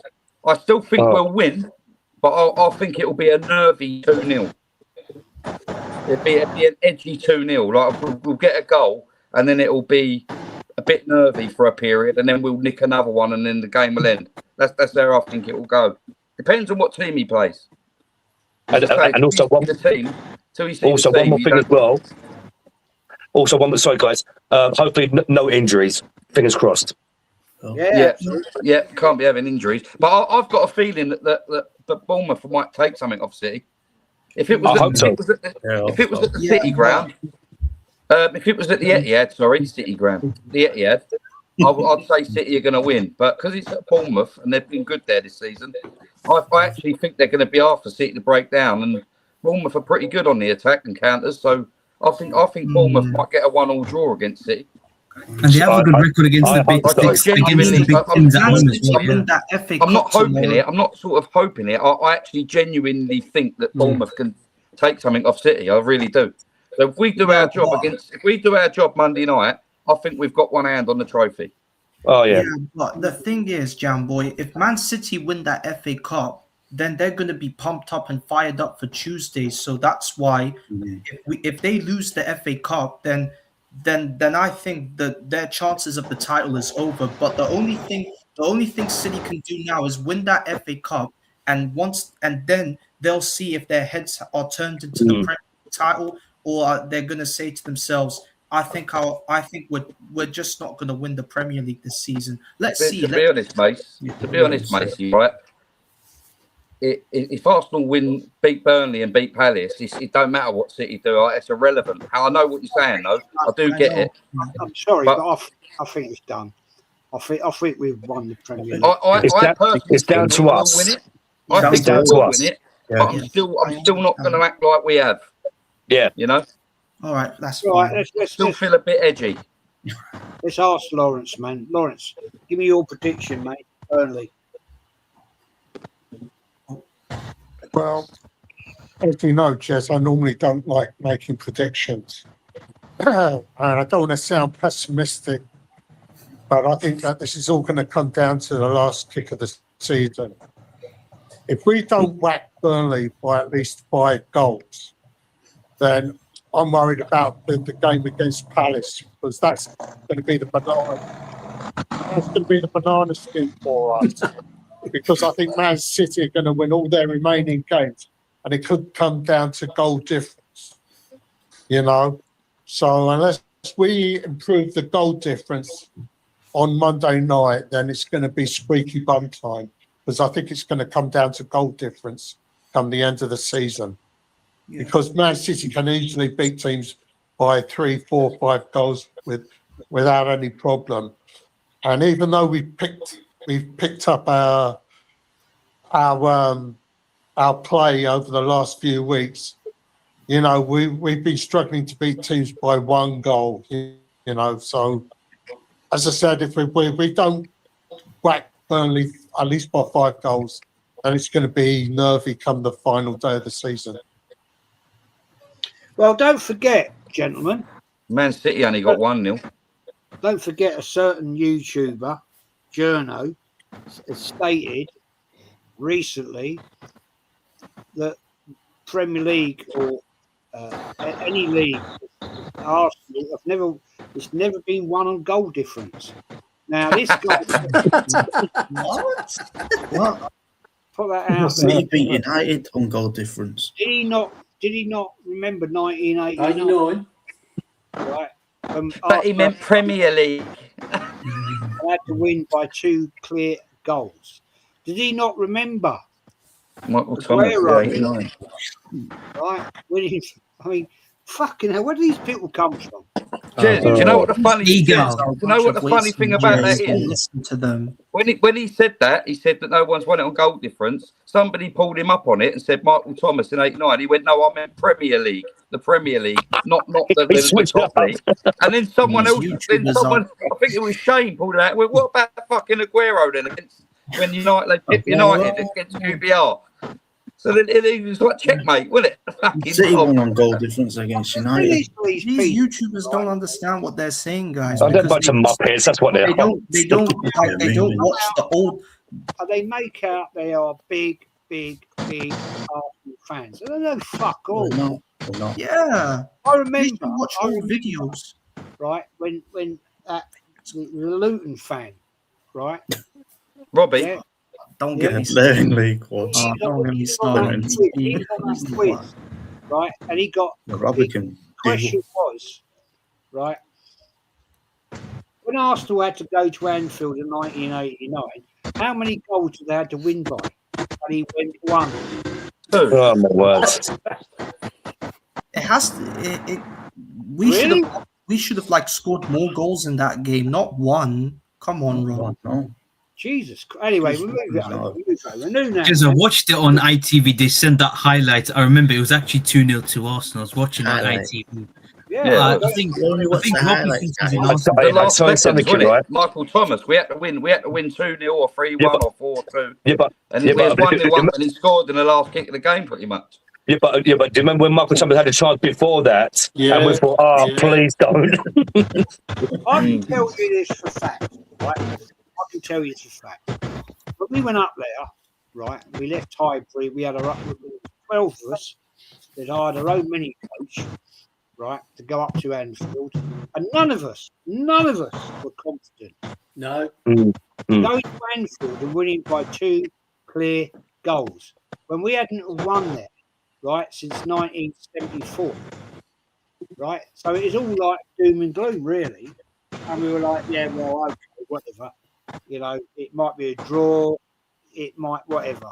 But I won't lie. I was saying, yeah, it's going to be 2-0 to Liverpool. And when it actually turned around and we won by 2 clear goals and we won that league, it was like, well, you know the history. I need to repeat myself. But Noonan, give me your prediction, man, for Burnley.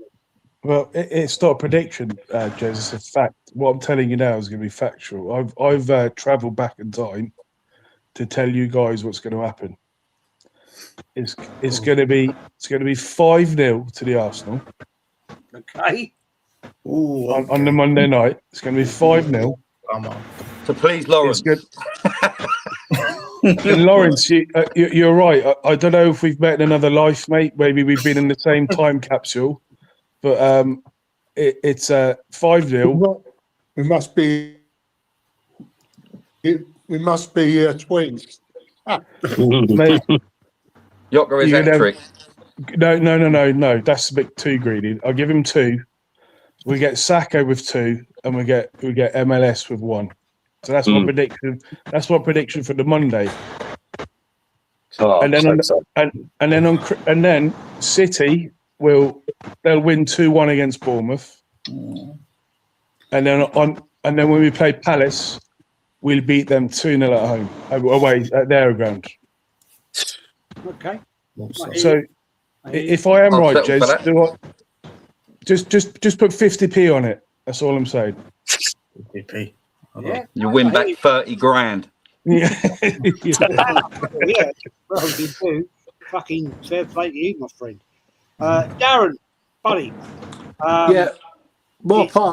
My party line is these days. I don't trust the club. I don't trust the manager. I don't trust the players. I don't trust the fans. That's my party line. But here's what I believe is going to happen. I hate agreeing with people. I like to have my own opinion. I think the fact that players could be playing for their Champions League place means they are going to be on it on Monday evening. They will beat Burnley 5-0. These guys. I'm going for a big Arsenal win, but here comes the warning. Go on, Darren. Oh no, come on, Darren. Please don't, Darren. Come on. Please, no. I think Bournemouth, I agree with Jamboy. They could get a draw. I don't think they'll beat City, but I can see them getting a 2-2 or a 1-1. Right? If they do that, we're in danger because I think then we'll go to Crystal Palace and we're going to be nervous as hell, knowing we've got to get something from that game. And if Man City beat Bournemouth, right, and we've just got a 2-point lead, I think there's every chance we could bottle it on the last day. We draw with Palace, Man City win, which is why I think the 5-0 against Burnley might get us over the line on goal difference. But if we beat Burnley and Palace and City draw with Bournemouth, it's over. Yeah, it's over. Yeah, it's over. Yeah. 4 points. Yeah. We can rotate ahead of the Champions League final. That's what we need to hope. That's Quadja. I always said that, Quadja. Yeah. Yeah. Well, some interesting points there. Very interesting points. What about you, Jez? What about you? Come on, Jez. What about you, Jez? What's your prediction? I said Arsenal will win 2-0. 2-0, yeah. Okay. Fair enough, yeah. That's what I'd go with, 2-0. Is that against PSG, Jez? Or? I'll say 3. No, it's against Burnley, mate. Fucking Burnley. Okay, let's go. Yeah, fair play. Good comment, Nuno. Good comment, man. I think basically Arsenal have won the league. Personally, I honestly can't see how we can fuck up now. Seriously, come on, Jesus Christ! But PSG, different. That's going to be a game and a half, isn't it? I mean, but I've also got something to say about that, guys. I think it's an absolute fucking shambles. That what's going on with season ticket holders like disgrace, terrible. Kenny Ken. And all those boys that go every fucking week, and they're not in. They're not even. Sorry, Jack. Why is it not? Sorry, what for me? Why is it not based on the amount of time a supporter has been with? It's based on money. Years. Yeah, but loyalty in terms of if you've been going there for years and years, going away. Why you go into a ballot and you could be, someone who's been there. That is an absolute liberty. If you're a celebrity, you pay more money than the fan that goes every week. The celebrity wins every day because they want the celebrity to be seen supporting Arsenal, so they then sell more shirts. That's what it's all about. Yeah. And all the players' family. players' but there's families, 17,000 tickets, isn't there, for fans? Forget all the corporate shit. I don't think a pool. Just say there's a pool of 17,000 fans. If you've got, surely you can. There's a hierarchy in terms of who gets allocated those tickets.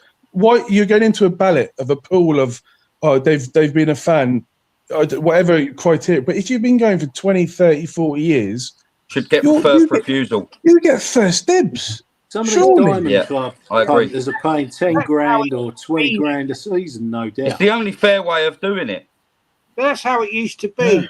Right, like when I used to go to FA Cups, I've only ever been to one European Cup final abroad, right, and that was Copenhagen against Parma.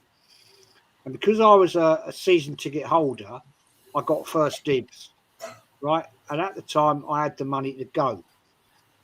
When it went to Paris, right, for the Champions League, I just started up my own business. I didn't have money, right? It was a tough time. We were struggling a little bit, get work and all that shit. So I had the chance of a ticket. But but that's the point, Jez. You had the chance. Because you couldn't afford to do it at the time. Now, so then it goes to the next person. Yeah. But the thing is, the reason in 2006 I had the opportunity, because I'd been to every home and I think 85% of the away games. Because when you had the old ticket books, guys, Yeah, books, with the card in it. Yeah, and you could keep them, your stubs, and put them in, and you'd go up and up, and you've got a ticket. You've got a ticket. You've earned it, right? And you either took it or you didn't. At the time, I couldn't because I just didn't have the money, and so that's my fault. It's nobody else's, and the ticket went to somebody else. But that's a fair process, isn't it? That's now. I trust that process. Yeah, exactly. Yeah. DJB, Aaron, right, who go home every home. Kenny. Game. That's what I just said. Kenny and Aaron and DJ. Sorry. Right. They go every home game that they can get to, and in the Champions League, right.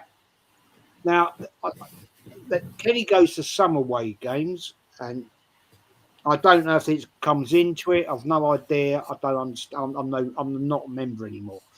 But the fact that they have to go to a lottery and they're paying fucking $2 grand a year, right? Fucking disgrace, man. Disgrace. And they've got to go into a lottery.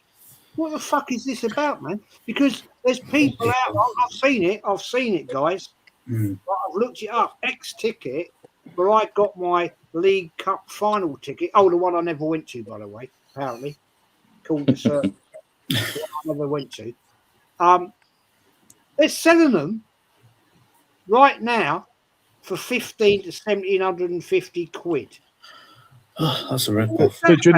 Jez, they want to get rid of legacy fans. You're right. They want the new school lot, don't they? These tickets, they're right? easy to manipulate.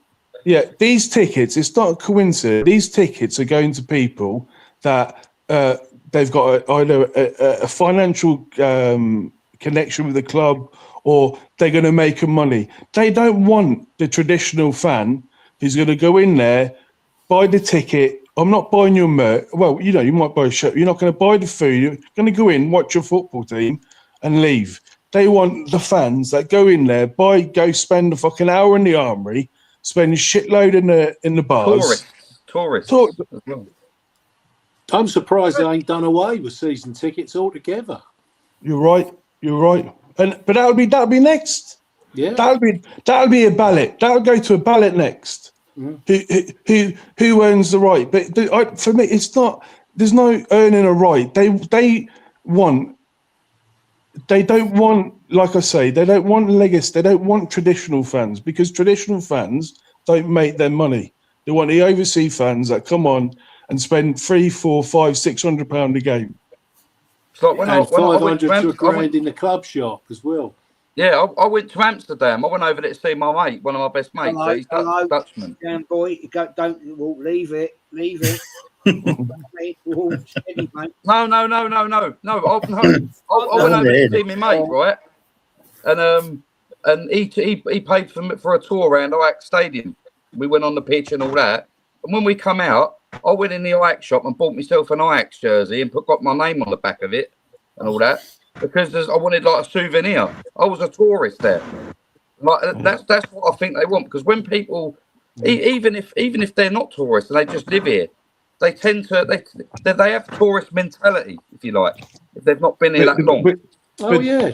But we have to argue at the same time. We have to, if we want the best players in the world, then their argument is, well, you need to pay the premium.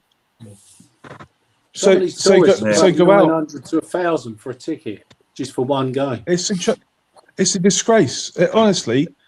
But that's the way football's going, isn't it? Until there's some level of control within across the board, there has to be some governance.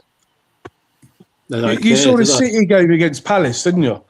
It was empty, but it was on Talk Sport. They were advertising, come to the City game, watch cricket. Apparently Man City are chasing the title. It was empty. Small club. Yep. I mean, this is the thing. I said on a show I did, I mean, probably 3 weeks back now, right? I could never work this one, right?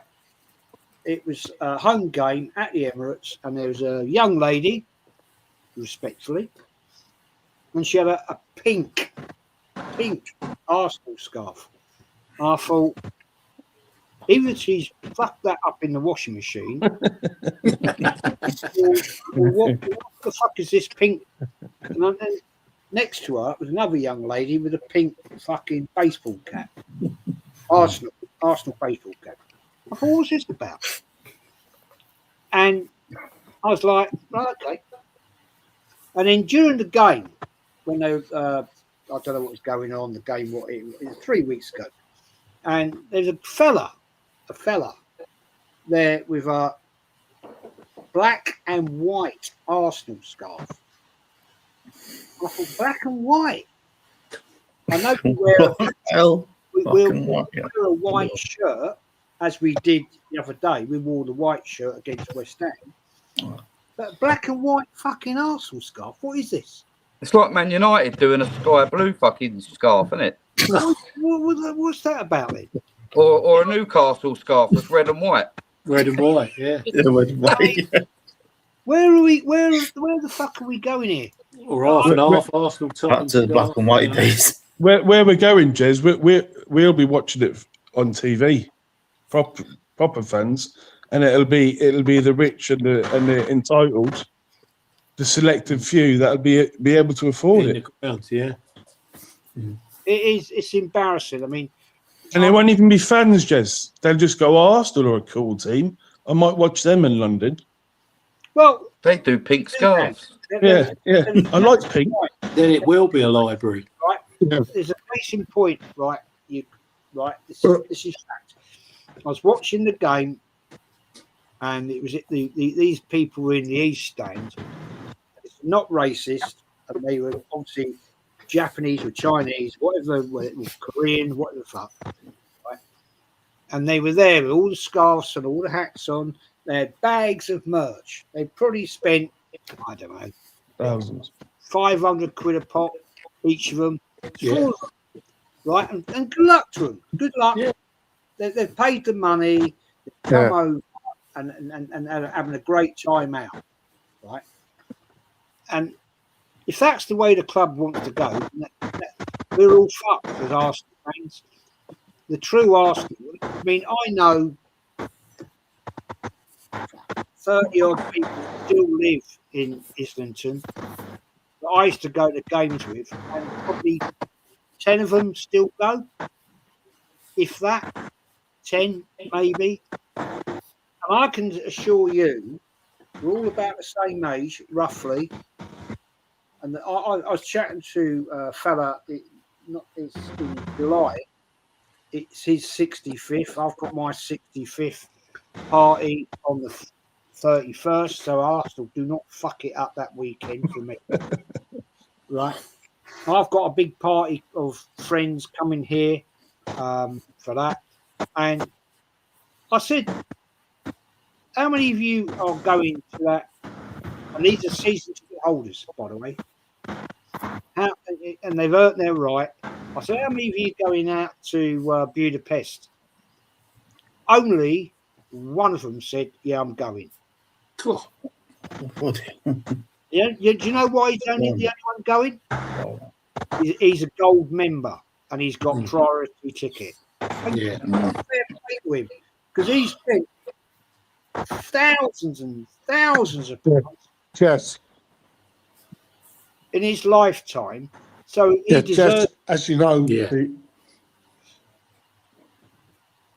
Go on, then. Jess, as you know, the World Cup is out here 100%. in the summer. It's, and the real fans should have the tickets. You're not going to believe the price But of the tickets. unfortunately, what I don't like is the Diamond Club members they've only got that because they're a TV star, celebrity, or something like that. I don't think they should be allowed to be going to the final.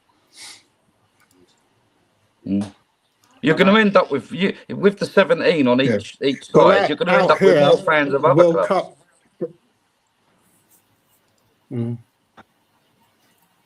Yeah, so that's 34,000. Well, out here in the World Cup, 67. which starts in So June. that's 30,000 of others that are not PSG or Arsenal. So where are these Might get the odd people? Arsenal fan. Where are these people coming from? All over Europe, and and they're not. All about the money. They got no skin in the game. Yeah. They're not really interested. Really, are they going to be celebrating if whichever team wins? Probably Just not. there for the vibes, aren't they? Yeah, just there for the vibes. Do we like the new kit? Have you seen the new kit? I have seen the new kit, and I think it's plain. It's no different to the kit we got now. And I scratch my head. Why? Why can't they come out and say we're going to have a yellow and blue away kit, and then a third kit, which is something else, and that's it? I'm getting away.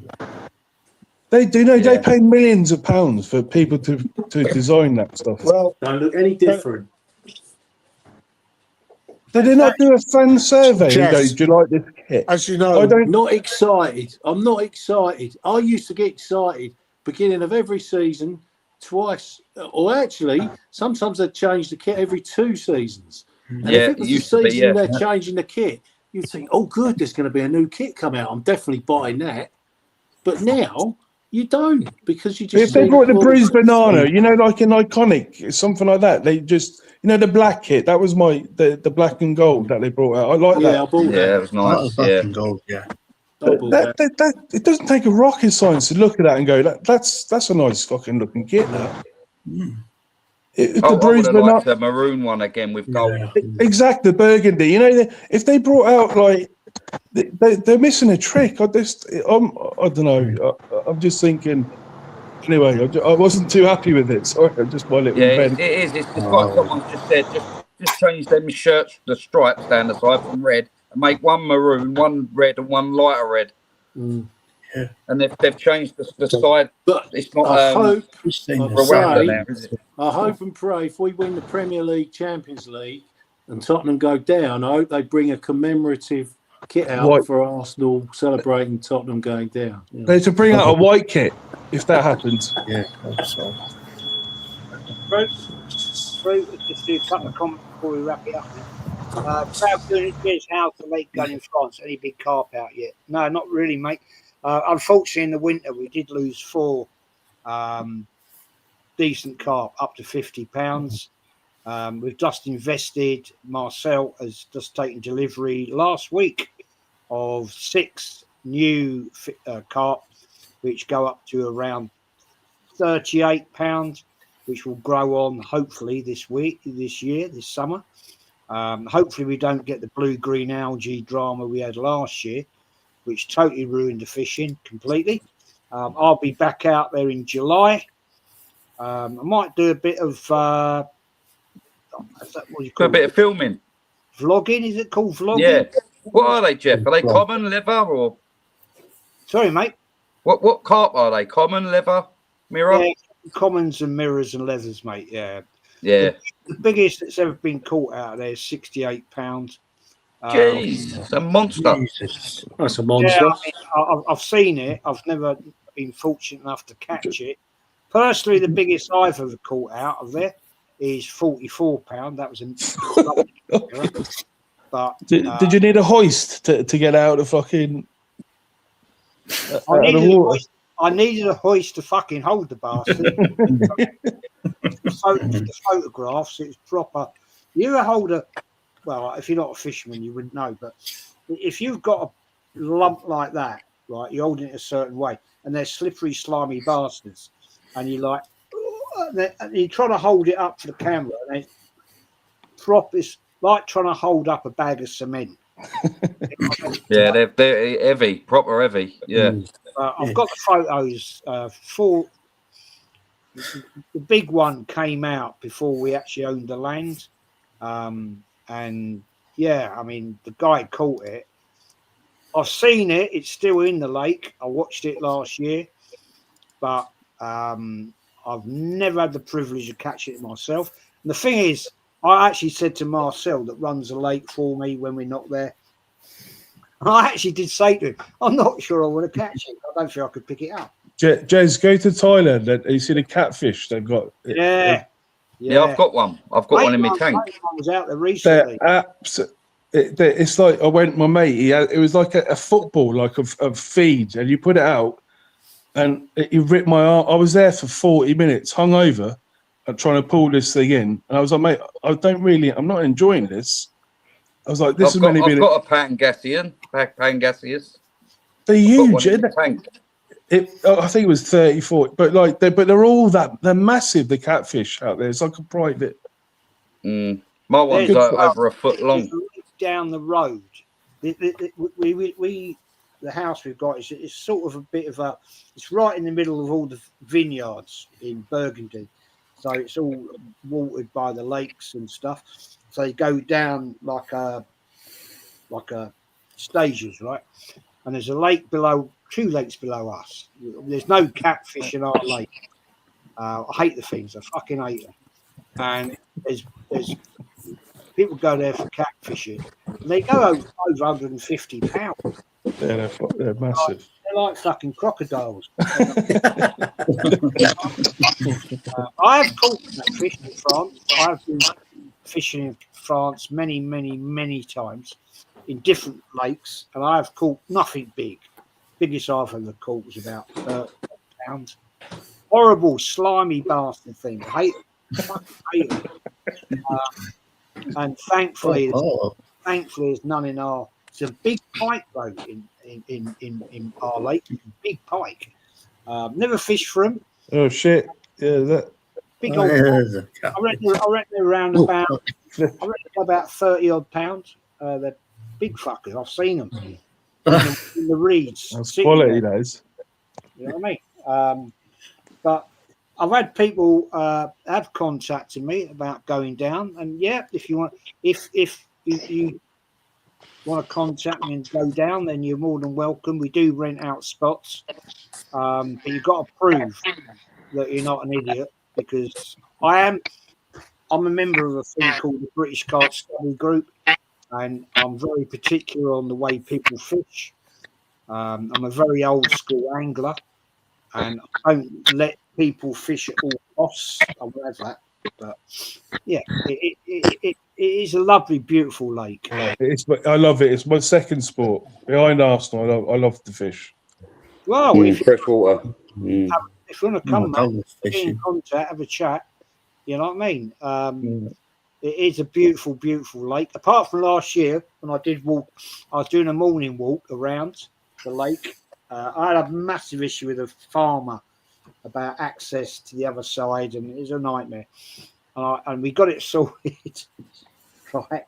So I went for a walk around, and I'm walking down. It's about 6:30 in the morning, and I'm creeping about, and all of a sudden I see this thing looking at me. I thought, what the fuck is that? I thought, what the fuck is that thing? It was a massive great ball. This thing was like big tusks things, and I'm like, whoa. So we like a Mexican standoff You know what I mean? And I thought, well, there's only one way this is going to go. Just kick it in and nuts. Yeah. And it ain't going to go my way. Elbow dropped it. I fucking backed off. I thought, whoa, hello. Walked off. And I did a double quick step. Right, whoa. I'm not messing with that bastard.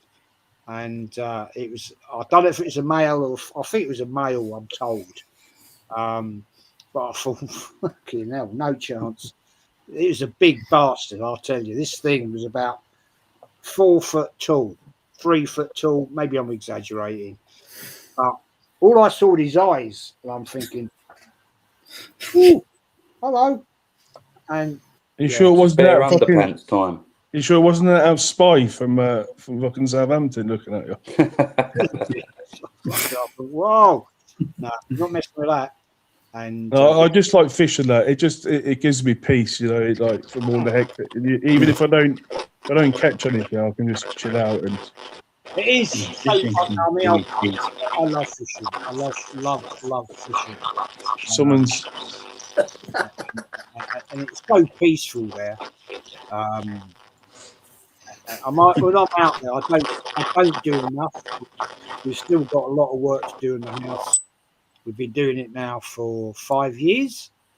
Yeah, that was the wife, mate. Yeah, she was out there on one. Yeah, we still got a lot of work to do. And we're back out there in July till end of August, and that'd be lovely. But yes, no, it's good. I've said to a few people have said to me, "Can we come out?" I said, "Yeah, contact me, come and have a chat." But I don't let people in there unless they can show me their credentials that they're actually respect the environment and respect the fish. People, you know what it's like, Noonan. There's a lot of newbies that just fish at all costs, and I won't have none of that. So, 100%. Anyway, lads, I'll shoot off.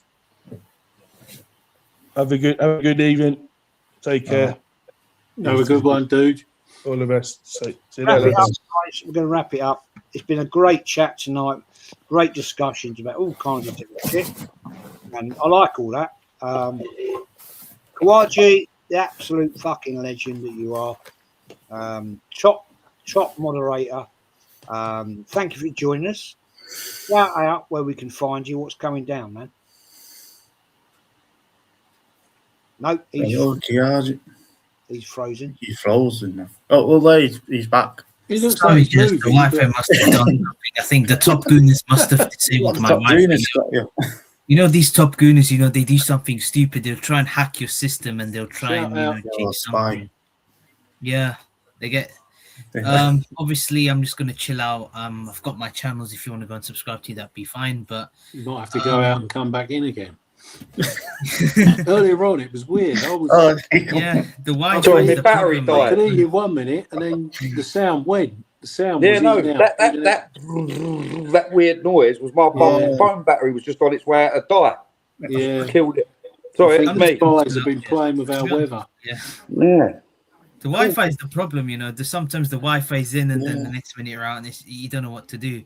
I'm just gonna chill out, Jez, and yeah, great show as always, man. Can't fucking hear nothing. Who's next? Who's next? Who's next now? They're all dying out. Macy, my friend, as always, real one. Shout out what you're doing, my friend. Well, unfortunately, I don't have any channel to subscribe myself into, Jez, but it's an honor to be on your show again, as always. And tomorrow I'm going to be watching that FA Cup final, and hopefully Man City can put Chelsea out of their misery and win a double, because, like, if Man City win that FA Cup, they could become the first team to win 2 trophies, and I think a lot of us can now call them the biggest club on the planet because they've won 2 trophies. Okay. I agree. Cheers. You having a wind up with me? You keep muting me or something? Every 3 minutes. Well, I think that might be you, mate, not me. Yeah, I think it is me. Yeah. I might be an absolute twat, but I don't do things like that. No, I'm winding you up. I'm joking. I know You're joking. you're on the fucking wind up. I don't mind that. I like it. I love it, man. You're a top boy. Top boy. I'll tell you what. I'll tell you what. Back in the day, right? Back in the day, you would have been one of the top boys. There you go. Back in them days. One of the lads. You would have been. You would have been. Yeah. Anyway, Jim, mate, thank you for joining me. And please shout out your socials, if whatever you've got. You can find me on Instagram, Jim Bob Joe, 37 1989, and did some reels, on the playoffs recently. And Salford are going to Wembley, and I'm happy about that. And big up Ches for having me on, and big up Macy, my tribal chief. Yeah, and big up Kiaji, big up Chamboy, and big up Darren, as always. You from Salford, are you? Yeah, I'm a Salford lad, yeah. How do you get into Arsenal then, if you don't mind me asking? Because of Thierry Henry years ago when he signed for Arsenal. Enough said.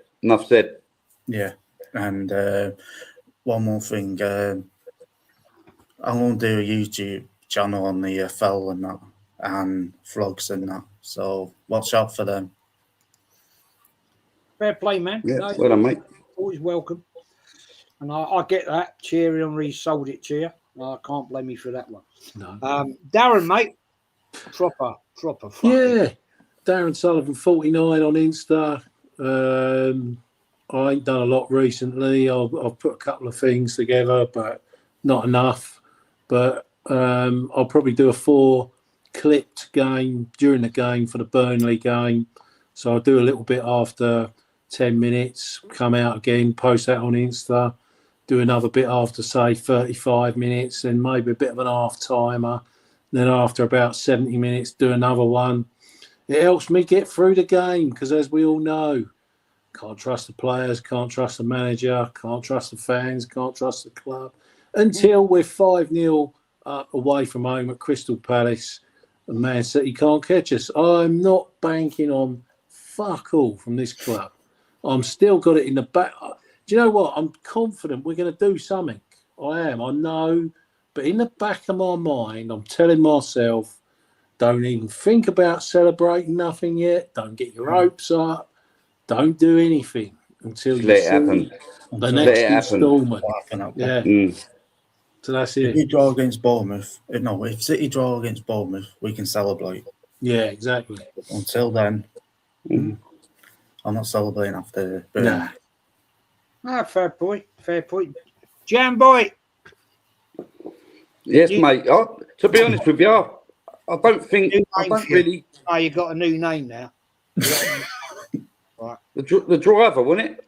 Nah, Top Boy now. You're now Top Boy. Top Boy, that's a good program. You seen that? Yeah. Ashley Waters. It's really good. It's a good program. Do you know what Top Boy means, don't you? When they're top. You know what? Do you know what Top Boy means in Arsenal? No? Okay.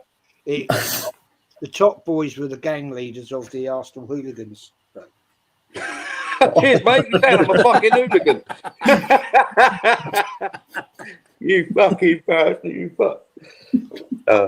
No, that's an honour, man. That's an honour. No, I don't. You call me what you like. You can call me what you like, mate. I don't care. You can call me what you like. I'm not taking the piss. I'm having a go. No, I know. It's only banter. You're Jezza. You can call me what you like, mate. I'll still respect you.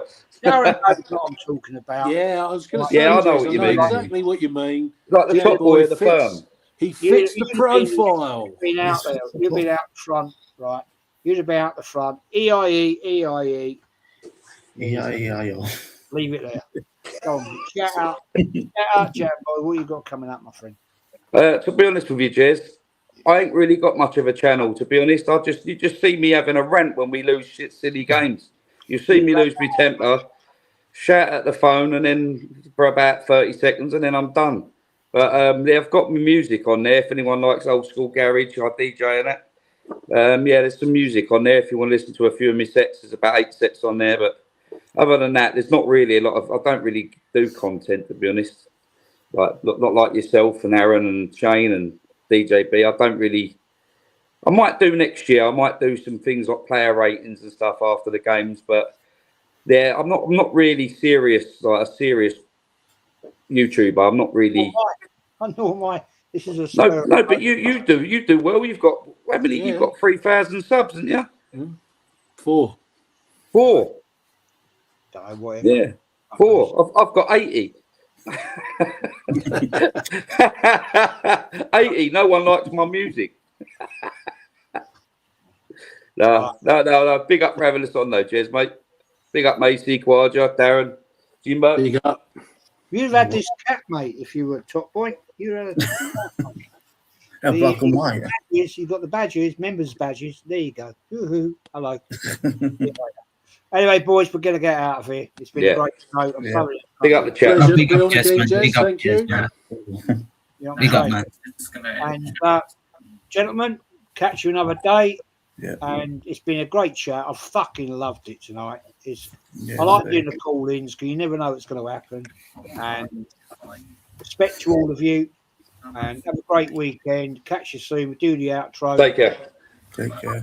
Top Boy out. Dance to the outro.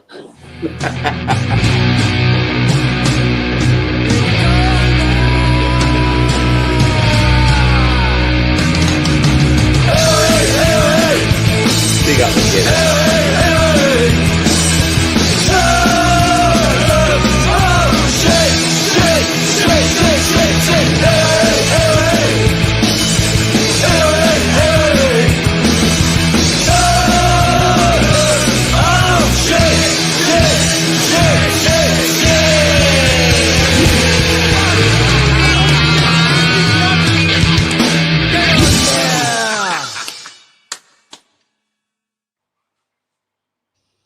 Yeah, Cheers, take it easy, mate. Take care. Take everyone. Look after yourselves. Well, there you go.